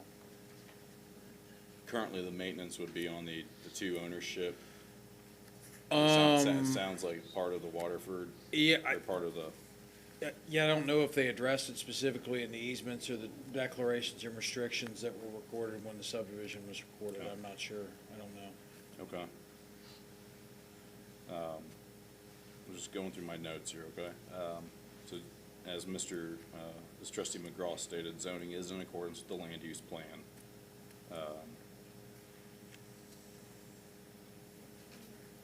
Cover the ponds, cover the entrance. Regarding the comments on trash and anything that's unsightly, I mean, the zoning department and zoning inspection would be the first place for anyone in the community to be making calls to as well on that, to ensure that was going. Mr. Wright, in that location, being commercial and is the land use and zoning that it is a noise resolution even effective or utilized for the trash pickup time? And then also on the noise, with a building and with the trees, I imagine that would dampen the noise as well. Okay, so I'll answer the second part of your question first. I think that the more vegetation you put on a piece of property, the more it's gonna knock that down and stifle that, additionally with building and all that. The residents, we have a residential trash ordinance now, and I've spoken to the police chief about that when the complaints came in, but it does not regulate commercial property. So that, we can make contact with Rumpke on their behalf, or whomever. Sometimes it's Rumpke, sometimes it's Republic, sometimes, I don't know, I don't wanna put anybody on Front Street, but, you make contact with whomever they said the driver was, and then try to reach out. And usually it has to do with route time, and the hotter the weather, usually the earlier they are. That's been the experience. But, I mean, I have not heard lately from them, but I guess it continues. It's what we're hearing tonight. Okay. So. You said your hours of operation gonna go to 9 PM. Is there parking lot lighting that is on that will be off? Yes. At close? Yeah.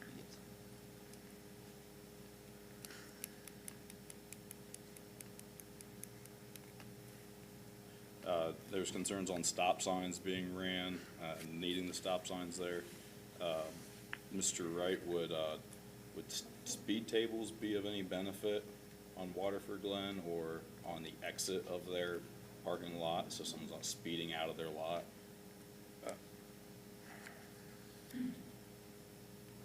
Something to look at. Private property, I mean, I guess that I've seen them on private property in other places. I But think that, sorry, I think that the parking lot is so small, I don't think you could even speed in it. I mean, I guess you could, but by the time you're pulling out, you're right there at the exit. So, I mean, you could technically speed around the building, but that would be about it. It's a pretty small area. Okay, I think I'm down to one of my last questions here right now, and that's, you mentioned, you know, a lot about integrating with the community, wanting to work with the community. Has there been community engagement with the community prior to where you are tonight? And let me also ask, you're going through the process of purchasing the land still? Yes. Is that correct? Yeah, I mean, we're obviously not gonna purchase the land if we weren't approved to put this there. So, no, we have not reached out to the community. We've actually not told many people at all about this, just a few close family members and a few close friends. So we have, till what, December to close. So it's a pretty quick turnaround process, but we heard from their attorney yesterday to give us a heads up that originally the entrance exit it was, yeah, it was over a little, which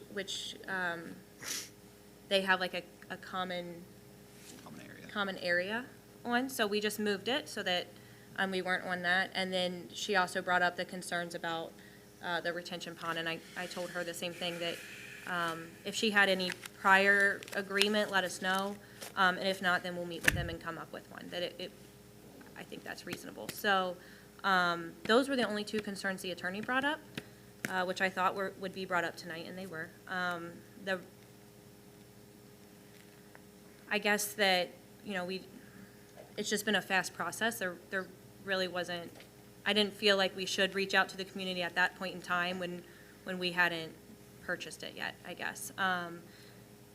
But one of our, you know, like, when we envision what this looks like in the next 2, 5, 10 years, we want to be a part of this community. I don't want to be the outsider of it. Like I said, I want to have high schoolers working there. I want to know the customers that come in. I want to bring coffee over when they're all out at the pool. Like, I want this to be a family-oriented business. I want to know them personally. I don't want to just hire people and say, I'm going to go home for the day. So that's something that I just assumed would happen. We just hadn't got to that phase yet. Okay. Mr. Wright, are you, and to the applicants as well, you said it's a rush, kind of has moved quick. Have you talked with Mr. Wright on other potential areas too that satisfies what you're looking for within Union Township? I mean, has this been an exhaustive search, and this is? Yeah, we've looked at a lot of areas, yeah.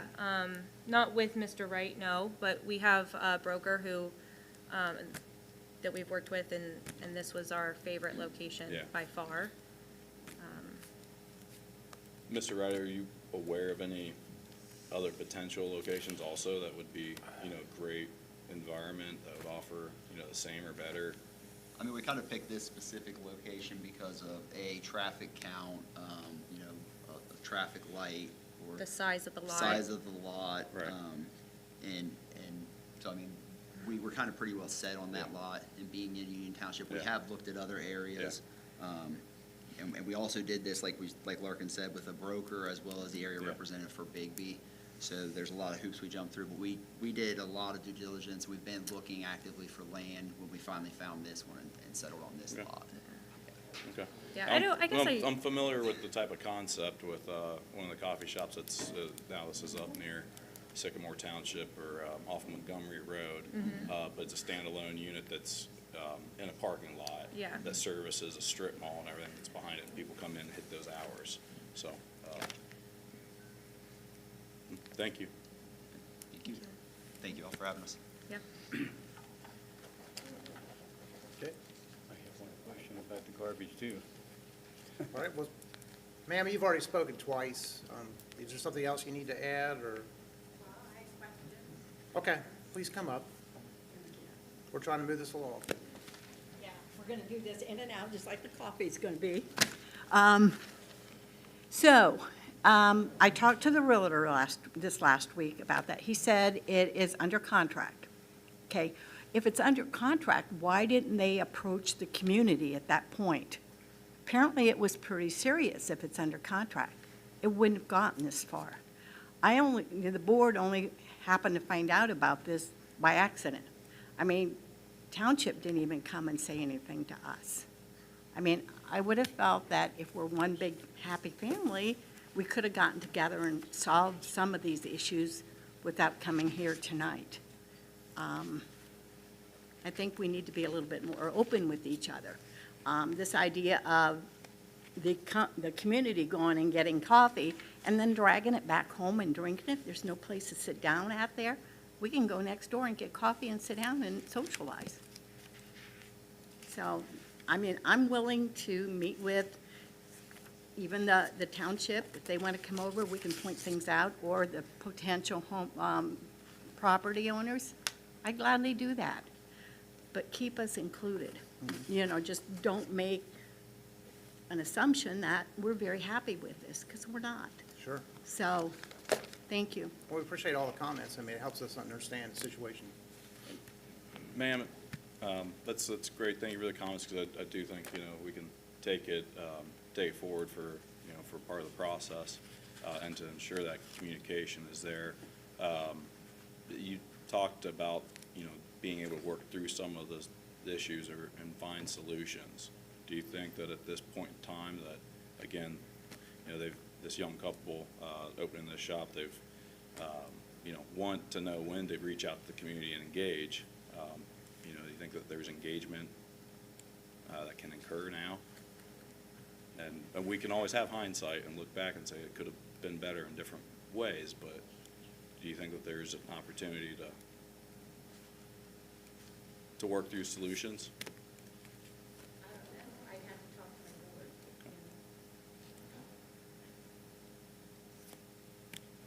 Ma'am, would you like to speak?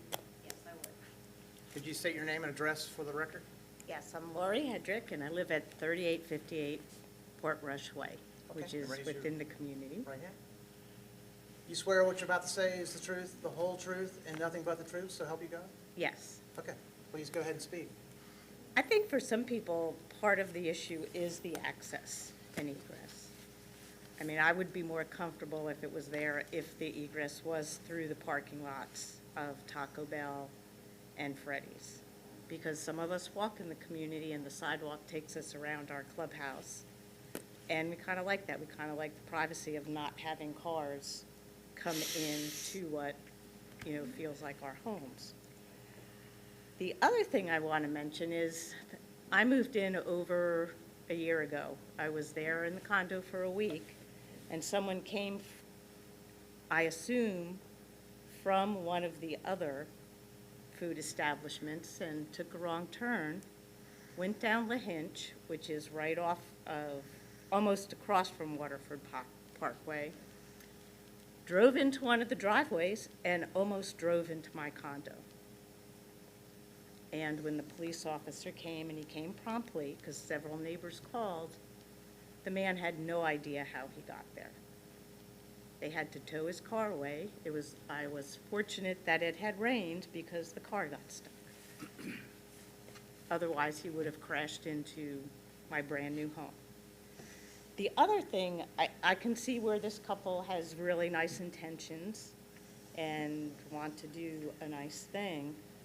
I'm not sure the location is kind of pretty, but I'm not sure that they're going to get the traffic that they would hope to have to be viable, because you can't see this location from 125.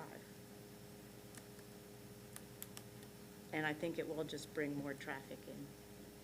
That's not real popular, I guess, for the homeowners. And that's it, but thank you. Okay. Thank you, ma'am.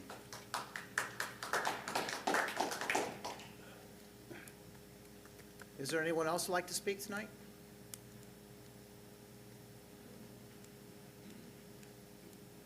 Okay. Thank you, everyone, for your comments. We'll close the public hearing portion of this case. Gentleman from the floor for the trustees, Mr. McGee, I think you Yes. had a question. I did. I forgot what it was, but let's try again. The trash. It was on the trash, Mr. Wright. I know we have early morning time restrictions on residential areas. Yes. But just be a commercial, like you said, is there any way we can restrict those people from it, or would it be out of line even to mention that? Because I know they have to get it done at a certain time before the traffic gets heavy for them out there. I don't know of any other instance where we've restricted commercial trash anywhere in the That was township. my question, because that was my concern. I know some time ago, we had to set an ordinance up when some people complained about trash in their area. And it was taken care of by Rumpke and all the others. They agreed no trash pickup before 6:30 in the morning. So, wonder if we could do any time restrictions on that or not, if at all possible. That's all. Mr. Wright, if we wanted an architectural review by the staff, is that a condition we would have to add, or is that something that's normally done anyway? I would recommend adding an additional condition if that's what the board would want. Okay. And then specifying materials, stone, brick, whatever the board chose. So typically, when we do these restaurants, what are the materials that are typically allowed? You know, brick, stone, some metal accents, wood. But, in this particular instance, what I think I heard the applicant discuss, they have a stone or some kind of a stone option, maybe a stucco option or something. I don't know what they offer as far as the panel and siding requirements. Any other questions? John?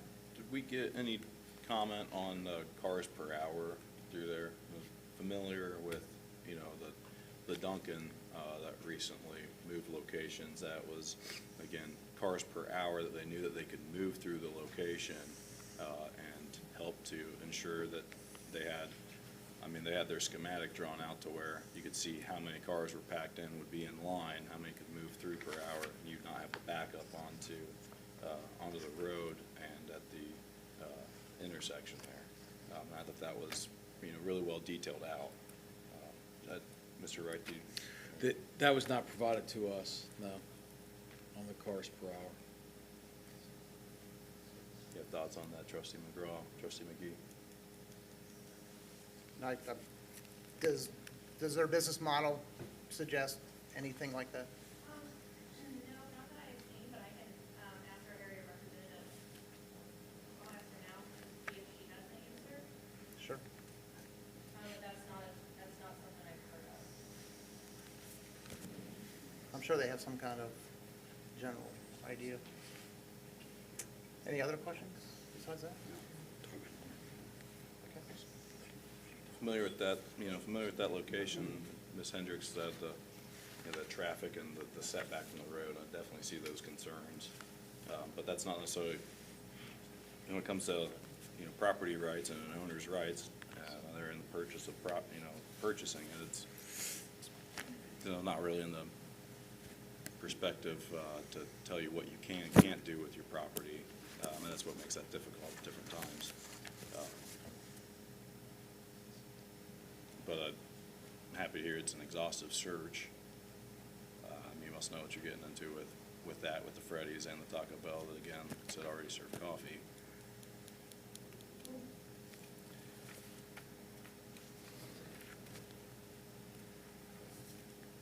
Mr. Wright, on the recommended modifications, there's 3, I believe, correct? Number 2 regards the composition and design of the structure shall be provided during the permitting process. Would we be able to amend that restriction for the materials include natural materials of brick, stone, stucco? You certainly could amend that. Yeah. Yes.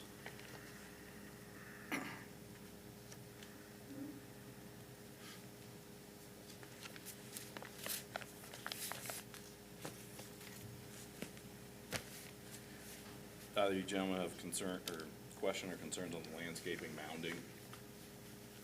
That minimum height of 3 feet, I've heard that's the minimum.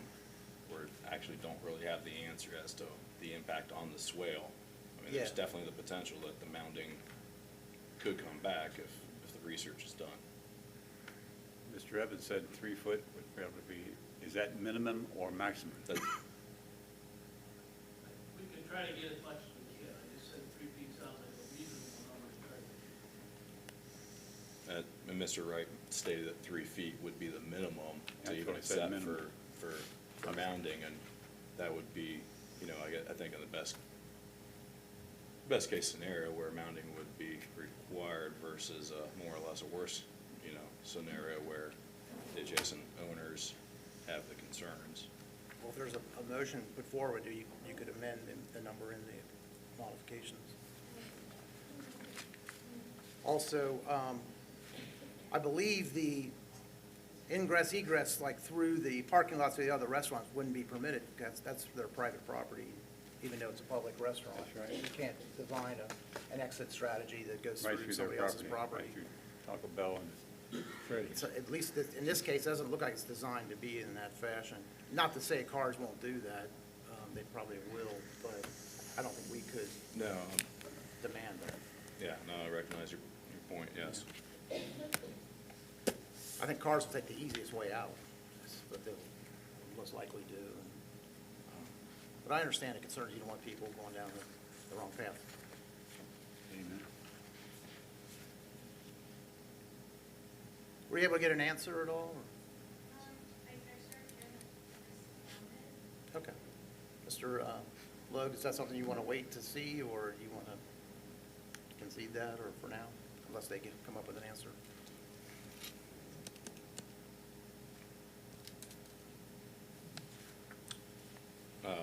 So, Mr. Trustee McGraw, you've talked about the amendment for number 2 for stone, Stone, brick, or whatever. potentially amendment on number 3 for the mounding height.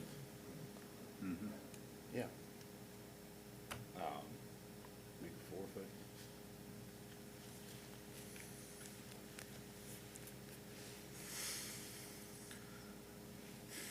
With those evergreen trees, 6 foot evergreen.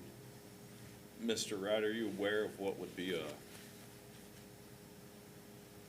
I mean, we've heard a maximum of 3 feet over from the designer, but are you aware of what a potential maximum has been used historically in that type of location, or? I think we've specifically recommended heights in the realm of 3 feet from grade, and then planting 6 feet tall Yeah. from grade with a staggered planting Yeah. strategy.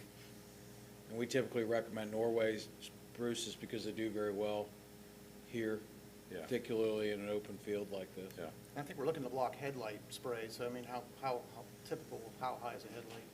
Right, So I think 3 feet probably would fall in that range, yeah. just to cover that. And the spruces would cover that once they start growing. They Yeah. grow quickly. So if you, I mean, we'll see what kind of motion's made, but we could modify it to 4 feet, just to give it a little bit more, I think 4 foot's to help address the concerns of the residents. That's just my suggestion.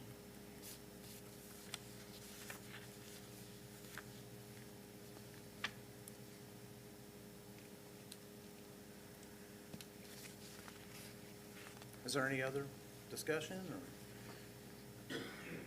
What was the discussion we agreed on for the composition and design of the structures? To include a architectural review by our staff.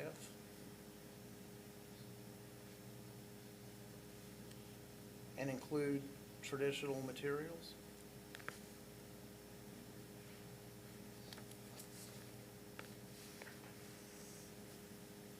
Such as brick, stone, stucco.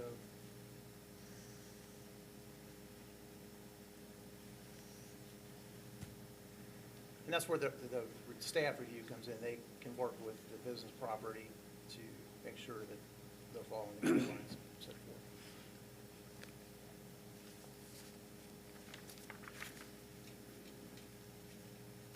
Anything else, gentlemen?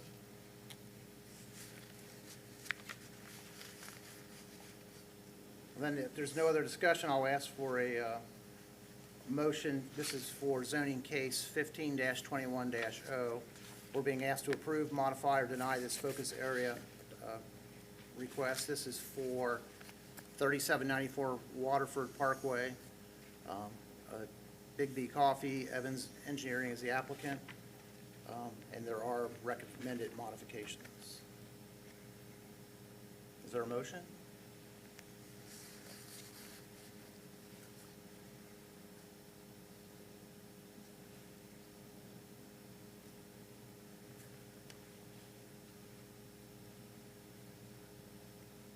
Gentlemen, do anybody want to make a motion to either approve, modify, or deny this request? With the architectural review, what would be the timetable or process, timeline for that? I mean, is it something with the silence? I mean, is it something that want to see and get the car per hour again, or? You could put that car per hour as a modification to be added as part of the permitting. We seem to be writing Would we even know on? I wouldn't, I mean, is you're there- asking, you're the one asking for it, but Yeah. I don't, honestly don't know what the number would mean. Maybe you have a better Yeah, feel it was for just, that. it was just, I'm not you know, sure what, if they gave us a number right now, I'm information, not sure. informational when Duncan, Yeah. you know, presented and gave it. We could to ask them. help with that congestion or understand that congestion, that, what they expected and what they could serve. We could request that be added as part of the permitting process. Okay. I'm sure they could get the information in the near future. We're getting a lot of modifications here. We need to have a type review here. Okay.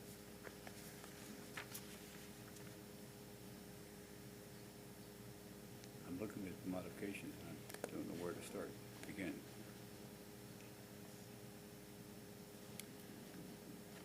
What do you want to read modification, what we added to number 2, Mr. McGee, we added?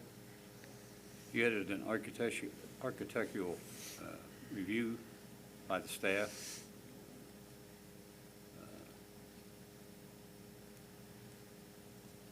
To include the brick and stone, such as brick and stone, for review for the building itself. And then we came back with something else after that. So far, Mr. Mr. Love wanted Mr. Lick, to- are you okay with that addition to modification number 2? Yes, the traditional materials, stone, and architectural review. Okay. Yeah. And then Mr. Logue wanted to change modification number 3 to a mounting height of 4 feet. Yes. And was there anything else? So in the, if someone makes a motion, they would, once we agree on the modifications, then they would just list the 3 modifications as agreed upon by the trustees. Yeah, okay. Mr. Logue wanted to also add something about the, how would you say that, Mr. Logue, about the cars per hour? Cars per hour expected versus, and cars per hour serviced. Similar to, Mr. Wright, similar to what Duncan had provided.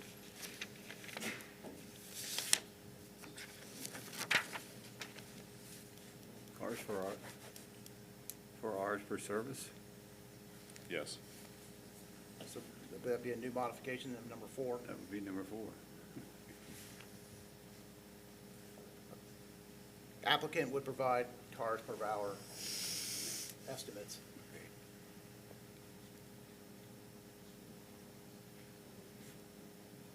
For staff review.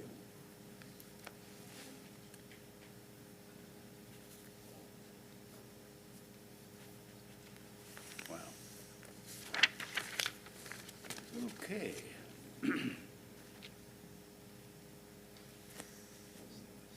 So would someone like to make a motion one way or another on this case? I make a motion that in accordance with section 1310 of the zoning resolution, trustees entered into a motion to approve the focus area overlays with modifications. 1, standing freestanding signage will be the same. Number 2 shall be changed. The composition of the structure design, architectural review staff to include traditional methods such as brick or stone for the building. And number 3, the landscaping molding shall be changed to 4 foot in height, mounding with evergreen trees 6 foot in height.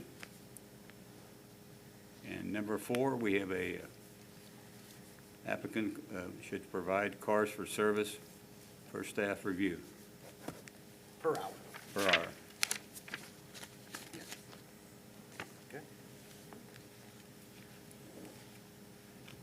Is there a second?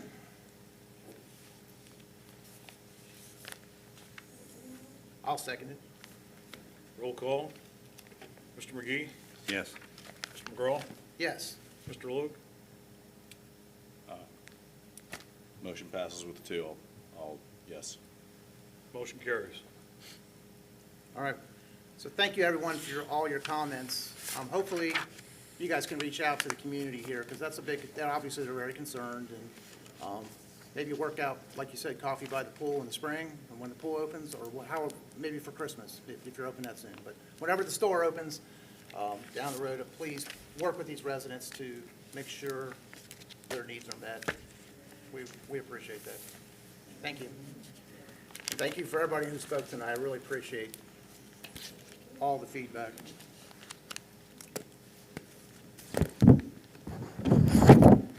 Okay.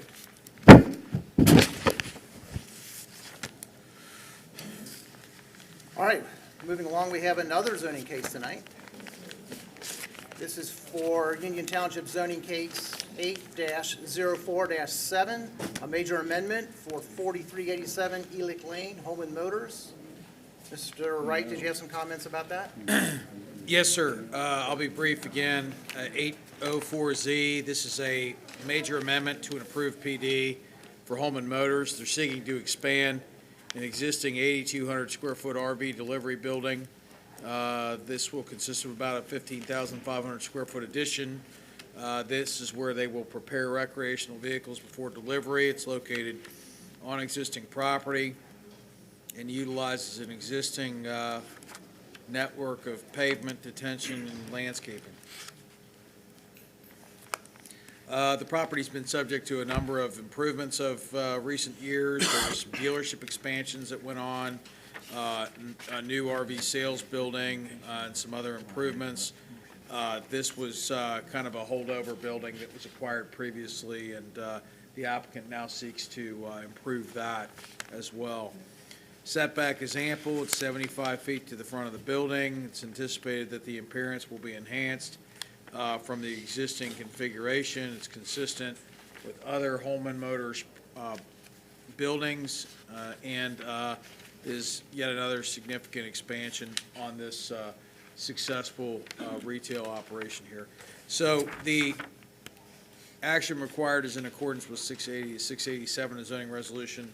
The trustees are enter some motion to approve, modify, or deny this request for major amendment to the Plan Development District. That concludes my report. Thank you. Do you have the overhead satellite view of the I property? do. I'm sorry, I did not Yeah, go back one. get through the PowerPoint. I apologize. Is that the building's building there located- in the far? That's it, yes, right Okay. here, yes. That's what I thought, okay. No, I'm sorry, right here, yes, Mr. McGraw, it's right here. Let me zoom in here. It's on the, I was looking at the wrong corner, I apologize. So it's the long skinny building? Yes, it's this long, this one here. I Okay. mistook Not it that. for this one, All right. right here. Very good. That's what I was wondering. Thank you. Any questions for Mr. Wright at this stage? No, no modifications. Here it is. There you go. Is there anyone here, this is a public hearing, is there anyone here tonight who would like to speak on behalf of this case? Case 8-04-Z, a major amendment for Holman Motors. Please come up. Please state your name and address for the record. Jeff Reichard, 643 Bennettwood Court, Cincinnati, Ohio, 45230. Raise your right hand. Is the information you're about to give the truth, the whole truth, and nothing but the truth, so help you God? Yes, sir. Okay. All right, so I represent Holman Motors. We're a general contractor. We've built a lot of their facility. This will be a function of their business where when a lot of people purchase an RV, they add enhancements or changes and things like that. Currently, that operation takes place mostly outside, which is challenging with weather. So this will allow for 15 service bays for them to pull them in and work on them and get that out of the weather. It'll also take an older building that they sort of inherited when they purchased that property. It's going to make a much more presentable visual to the road outside there, which is just completed, I think you mentioned earlier. So I think it really helps for the development of that whole area. So any questions I can answer, I'm happy to. I have none. I have Gentlemen? None. Okay. Thank you. Thank you. Is there anyone else who would like to speak on behalf of this case? Okay. Seeing there is no one else at this time, I'll close the public hearing and open the floor for the trustees. Gentlemen, anything you'd like to add? Looks like you need a little bit of help getting out of the cold and the rain and the wet, putting in a big new building up there, which Holman Motors has been a great neighbor of Union Township for many, many years. I think we need to look forward to help our neighbors out, and help them get down the road with their projects as long as they're meeting the requirements as they've set forth here. Since I've been a trustee, which is not as long as you, we've had several cases where Holman's come in and made changes and expansions. So we appreciate the continued interest in our community.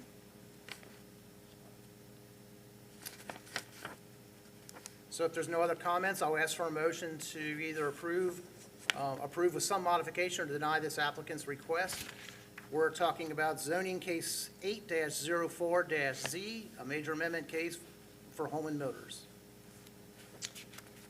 Is there a motion to that effect?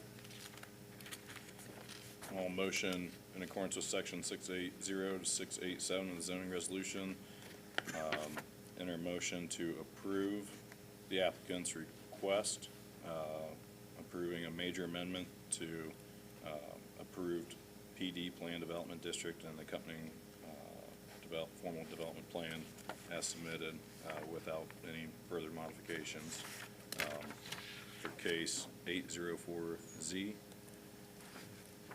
A second? Roll call. Mr. Luke? Yes. Mr. McGee? Yes. Mr. McGraw?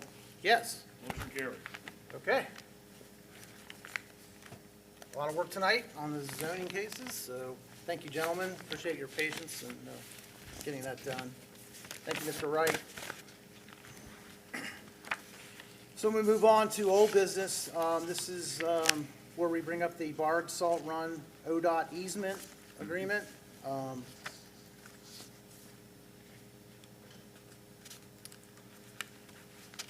So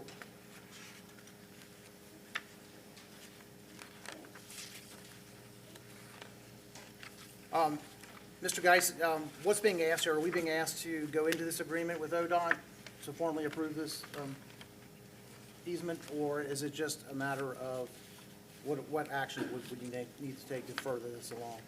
It'll be two steps. One, there will be an agreement with this, and then there will be an easement deed transfer.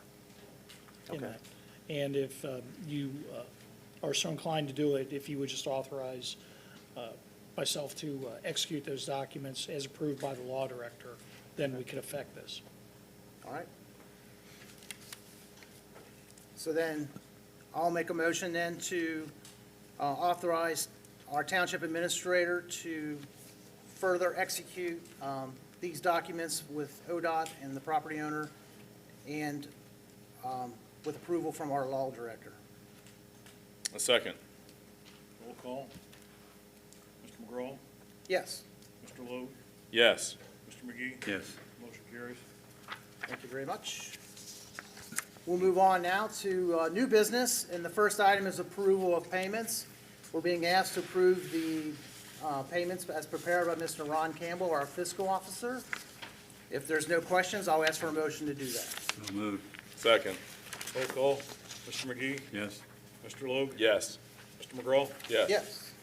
Or, I'm sorry. That's me. Motion carries. Yeah. All right. I think we're all in favor. Thank you. Next item is approval of the monthly financial report. This is also prepared by Mr. Ron Campbell, our fiscal officer. Is there a motion to that effect? So moved. Second. Roll call. Mr. McGee? Yes. Mr. Logue? Yes. Mr. McGraw? Yes. Motion carries. The next item is approval of purchase orders. We're being asked to approve these purchase orders exceeding $10,000 as recommended by Mr. Geis, our township administrator. Mr. Geis, could you please read through these? The first two were for Total Quality Logistics and the Economic Development Agreement for August at $37,688.22. The second is for September, $18,531.50. The next is for the Fire Department, Howe Rescue Systems Incorporated. It's for rescue equipment, $11,900. And the last is to J.K. Muir Corporation. It's for drainage improvements on Round Bottom Road at Hamilton Safe at $44,000. Thank you very much. If there's no questions regarding the purchase orders, I'll ask for a motion to approve as submitted. So moved, sir. Second. Roll call. Mr. McGee? Yes, sir. Mr. Logue? Yes. Mr. McGraw? Yes. Motion carries.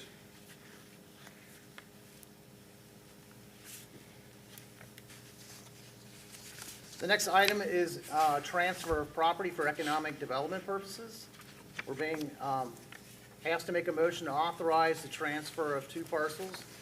Clermont County Auditor's Parcel ID 413104, B as in boy, 133, and 413104, B as in boy, 294, otherwise identified as 1005 Old State Route 74. Batavia, Ohio. We're being asked to transfer this to the Union Township Community Improvement Corporation for the purposes of facilitating economic development in Union Township and otherwise accomplishing the sale of the subject property and further authorizing the Township Administrator to execute any and all documentation required in furtherance of the same. Gentlemen, do you have any questions or comments? I have none, sir. And this is the property that Mr. Geis spoke of during the administrator's report, correct? Yes, it's Yes. adjacent to Tealtown Road, across from Tealtown Road. I'll ask then for a motion to authorize this transfer. So moved. Second. Roll call. Mr. McGee? Yes, sir. Mr. Logue? Yes. Mr. McGraw? Yes. Motion carries. Okay, we have one resolution tonight. We're being asked to adopt Resolution 2021-25, a resolution regarding the elimination of Fader Drive at State Route 32. We're being asked to adopt this resolution approving and consenting to the construction of the new Ohio eastbound State Route 32 exit ramps onto Klepper Lane in conjunction with PID 103959. Resulting in the elimination of Fader Drive between Klepper Lane and State Route 32 in Union Township, Clermont County, Ohio. Is there any questions or comments regarding this resolution? No, sir. Yes, sir. Continuing part of the Route 32 improvements, Eastern Corridor project. I'll ask for a motion then to adopt Resolution 2021-25. So moved. Second. Roll call. Mr. Logue? Yes. Mr. McGee? Yes. Mr. McGraw? Yes. Motion carries. Okay. That's all the regular business that I know of. Did I miss anything? I think you gathered all. I'll open the floor now for comments from the board members. Gentlemen, do you have any comments you'd like to make tonight?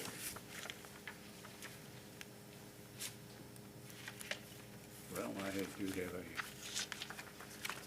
comment. I don't think it's been made publicly, but I have to the two gentlemen that won the race on November the 2nd. Mr. Dills and Mr. Becker, congratulations on your win. I wish you well, and wish you the best. God bless you both. Mr. Lowe, you have anything tonight? No, it's done. Okay. Just want to mention real quick, you guys, we mentioned earlier about the RJ Cinema with the ribbon cutting, and also the new skating rink and also outdoor entertainment area. Looks really nice. If you haven't been over there, Yes. incorporates also the Rincon restaurant, and certainly nice addition for Union Township. I think, especially with Christmas time, there'll be a lot of people wanting to venture over there and take part in that. Tomorrow, there's a ribbon cutting at Sherwin-Williams, their new commercial sales building, which used to be the old backstop batting cages near the, off Old State Route 74. The Sherwin-Williams opened a retail commercial store on Glen F.C. Withamsville, and it's been so successful over there at Klepper Lane that they've actually expanded into this building now. Their commercial sales are so good that they needed a second building to really handle the inventory and the traffic. So it's really good for them. They're doing a great job and being very successful. And then Monday, we're going to have a ribbon cutting for the new Firehouse Station 53. Finally, the new doors are in. I haven't seen it yet, but you said it looked really good. They look fantastic. Yeah, absolutely. Looks fantastic.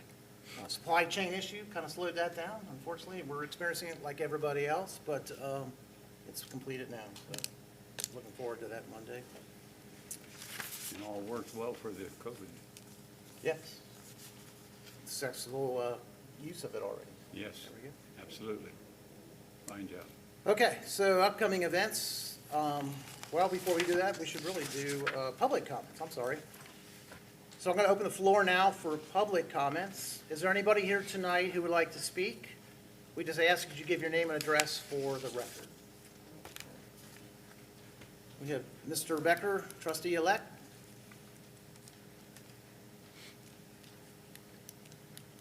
I'm John Becker, former state representative and trustee-elect. I live at 925 Locust Lane, that's back in Rumpke Road subdivision.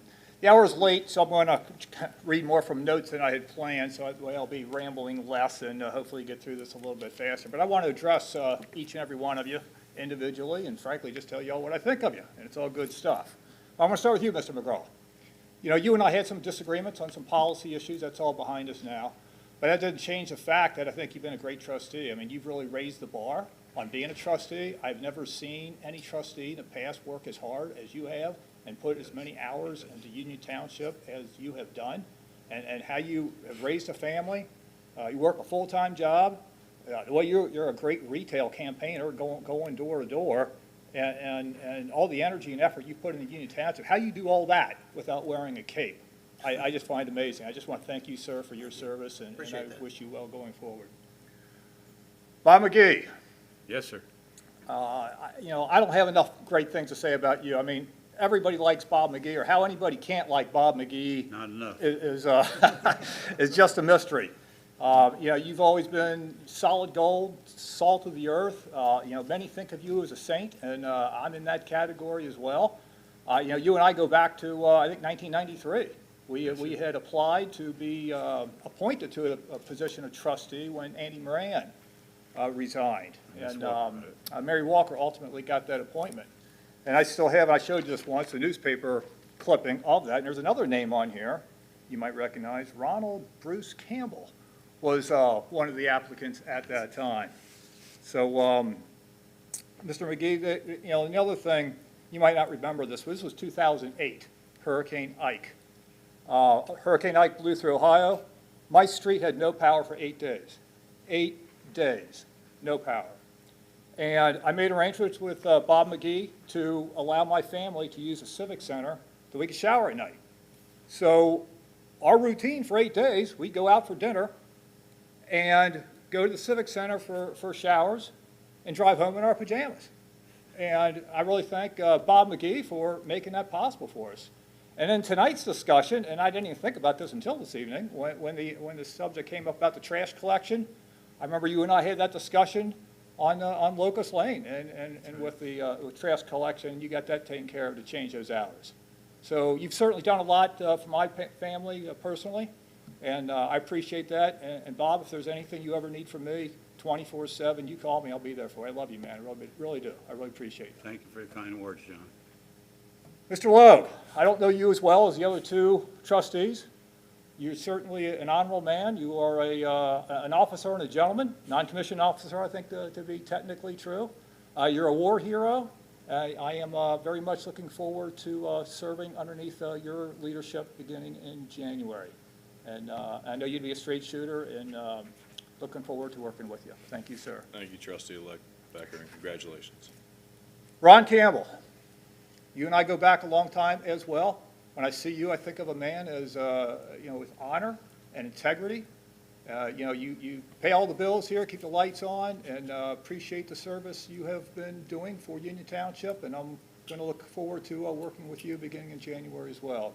Thank you. Thank you, John. Brings me to Ken Geis. Ken, how many times have I said, if it weren't for Ken Geis, Union Township would look like Detroit? And I've meant it every time I've said it.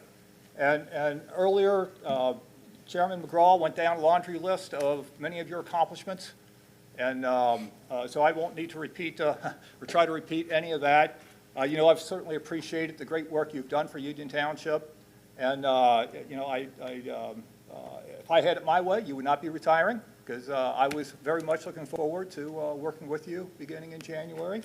But it is what it is. I respect your decision.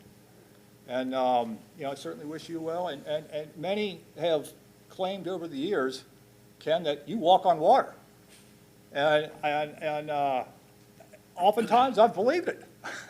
So, as I look up here at this group, there's a man who walks on water, there's a man who wears a cape, there's a man who's a war hero, a patriot, a man who's practically a saint, honor and integrity, a pretty good group up here. And I'm certainly looking forward to working with the remaining ones beginning in January. I think all we need now is an angel from heaven, which brings me to Stan Diamond. Stan, it was 25 years ago. Medical emergency at my house. I was downtown working late at the office. I typically would do back then. And EMS was called to my house, and by the time I got home, Chief Stan Dimling was on the scene like an angel from heaven. My wife had a medical emergency, and EMS was taking care of her and taking care of my baby. She was 3 months old at the time. And I just really appreciate you being there. And everything went well. Kidney stones. And everything is fine. So thank you for your service, and looking forward to working with you as well. Scott Caviglia, you and I worked together on a gun case. There was a tragic case about a suicide. I think it was a former Marine, honorable man, had Alzheimer's, I believe, and he took his own life. It's very, very sad, very, very tragic. Where you and I got involved in this was the widow wanted the gun returned. There's some ambiguity in state law, how to get that done. You and I worked together with the county prosecutor, got the gun returned to the family. I later got some legislation done in Columbus to correct some things in the higher revised code that those issues wouldn't occur again. So I really do appreciate working with you on that issue, and I've always known you to be, a hell of a great guy, a nice guy to work with, and looking forward to working with you as well beginning in January. All right, thank you for your service. Corey Wright.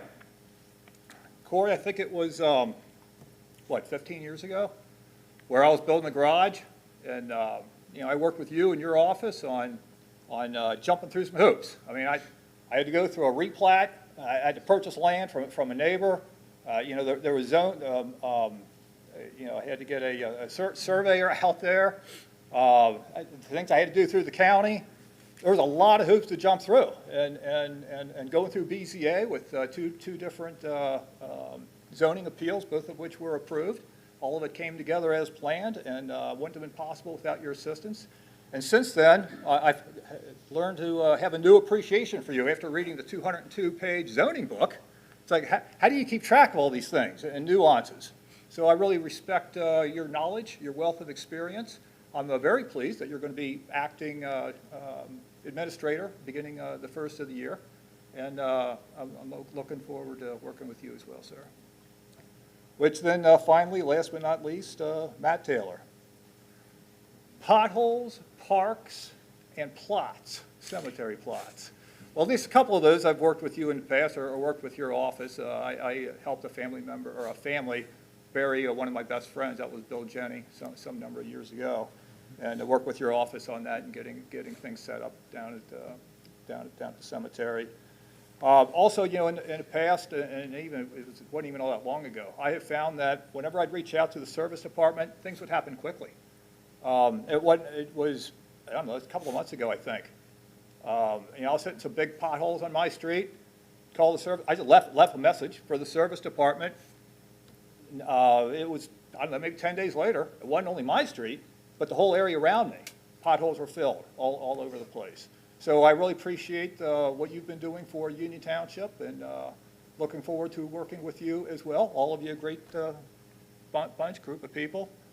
And that concludes my remarks. Are there any questions for me? No, just thank you for all your remarks. Yes. Okay. Yes, sir. Thank you, gentlemen. Good night. Thank you, and Have a nice congratulations. Thanksgiving. Is there anyone else who'd like to speak tonight? Yes, please come up. Please state your name and address for the record. Sure, I'll follow that.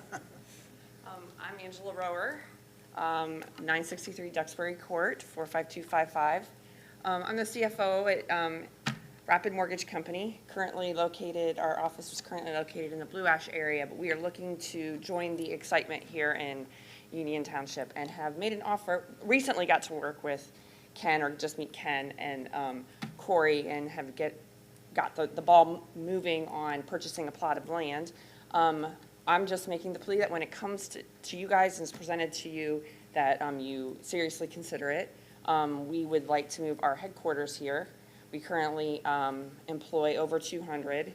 While a lot of those are remote, we would have at least 50 new employees in the township at this headquarters. So just wanted to put that out there. We don't really have anything to present today, but we are really excited about becoming part of Union Township. Have identified a plot of land and would like it to be considered for purchase. So, Okay. I have any questions for me? All right. Great, though. Thank you. Looking forward to Thank working you. with you. Appreciate it, thank you. Is there anyone else who'd like to speak tonight? Okay.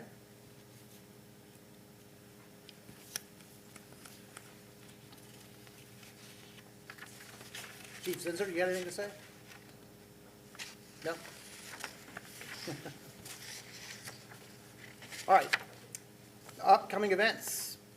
Our next Board of Trustees meeting will occur on December 9th. So be aware of that.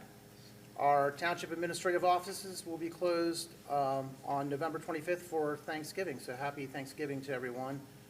Hope you get to spend time with your families. The Township Administrative offices will also be closed December 24th in observance of Christmas, which happens to fall on a Saturday this year, I believe. And December 31st, also closing the offices in observance of New Year's Day, so be aware of those holidays coming up. Our meeting room and reservations and gym reservations remain available. Check our website for more information. Also, post office, hurry up and get your stuff mailed. That's not on here, but I wanted to add that in because I know they're busy, and it's a good time to do that. Gentlemen, any other events maybe we might miss? Mr. Chairman, the November 25th and 26th. Oh, I'm sorry. Both Thank you. days. Yeah, just for clarity, thank you. Yes. Thank you. So Thursday and Friday. Right. Okay. Is Thanksgiving on a Thursday this year? It's my anniversary. All right. You better not forget. 60 years. Yes, sir. 60 years. Congratulations. My wife and I will be married next week, 60 years. That's quite a accomplishment. Thank What you. a blessing to very be much. there. It's been a blessing to have her at my side. And how many grandchildren? Just 3. That's Just 3? incredible. I'd like to hit 10. But thank you very much for the recognition. Blessing. Thank you all, appreciate that. Anything else, gentlemen? I'll state just a congratulations to trustee-elect Dills. Congratulations on your win.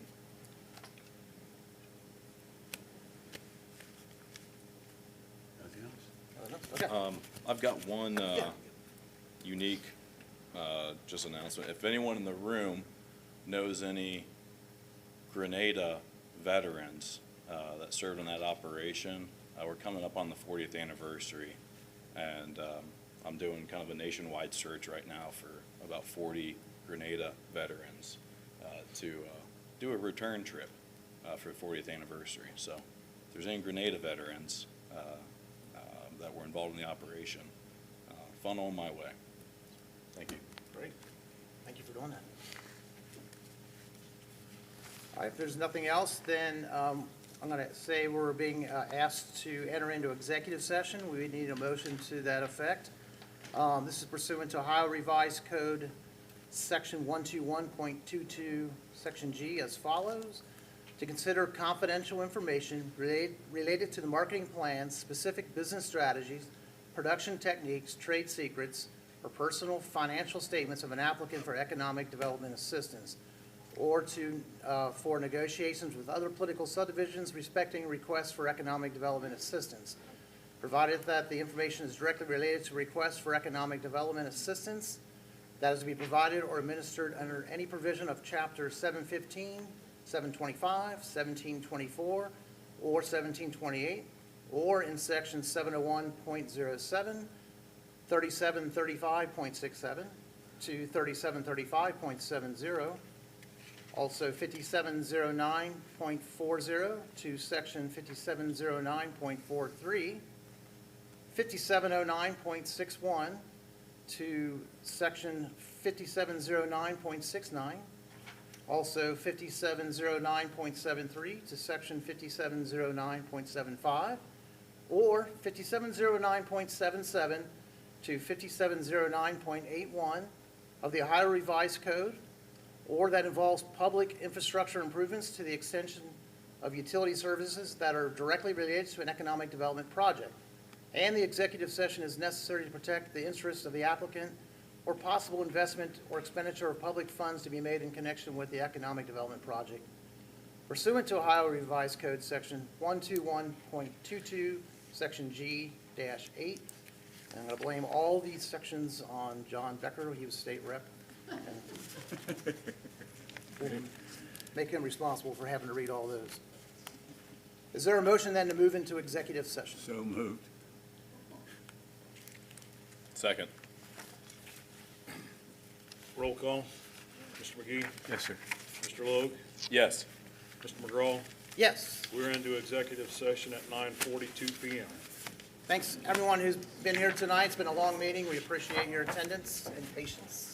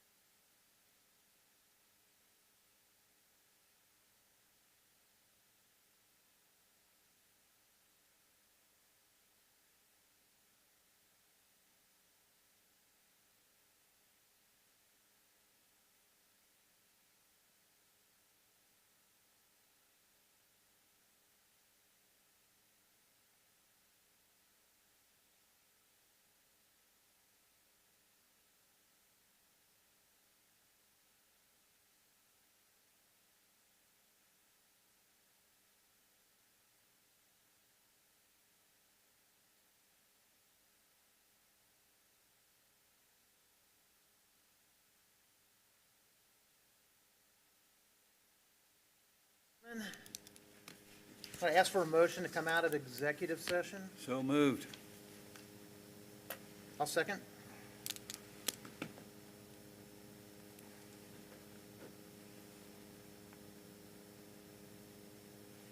Roll call. Mr. McGee, Yes. Mr. McGraw, Yes. Mr. Logue. Yes. We're out of executive session at 10:26 PM. Okay. As a result of the executive session, there'll be no action by the board tonight. Gentlemen, is there anything else we need to cover before we adjourn our meeting? Just that each and all have a happy Thanksgiving. Yes. Everybody, happy Thanksgiving. Thank you, Bob. Absolutely. Happy Thanksgiving to everybody. And happy anniversary. Yes. Be thinking about that every Thanksgiving. Yeah. That's a good way to remember. Yeah. Well, it's not every Thanksgiving. Oh, well, I'll still be thinking about it every Thanksgiving then. So it's one of these days around Around here. that time. All right, then I'll ask for a motion to adjourn our meeting. So moved. Second. Roll call. Mr. Logue, Yes. Mr. McGee, Yes, sir. Mr. McGraw. Yes. We're adjourned at 10:27 PM. That's great. Great. Good night, everybody. Good Thank night. you. Good night, all.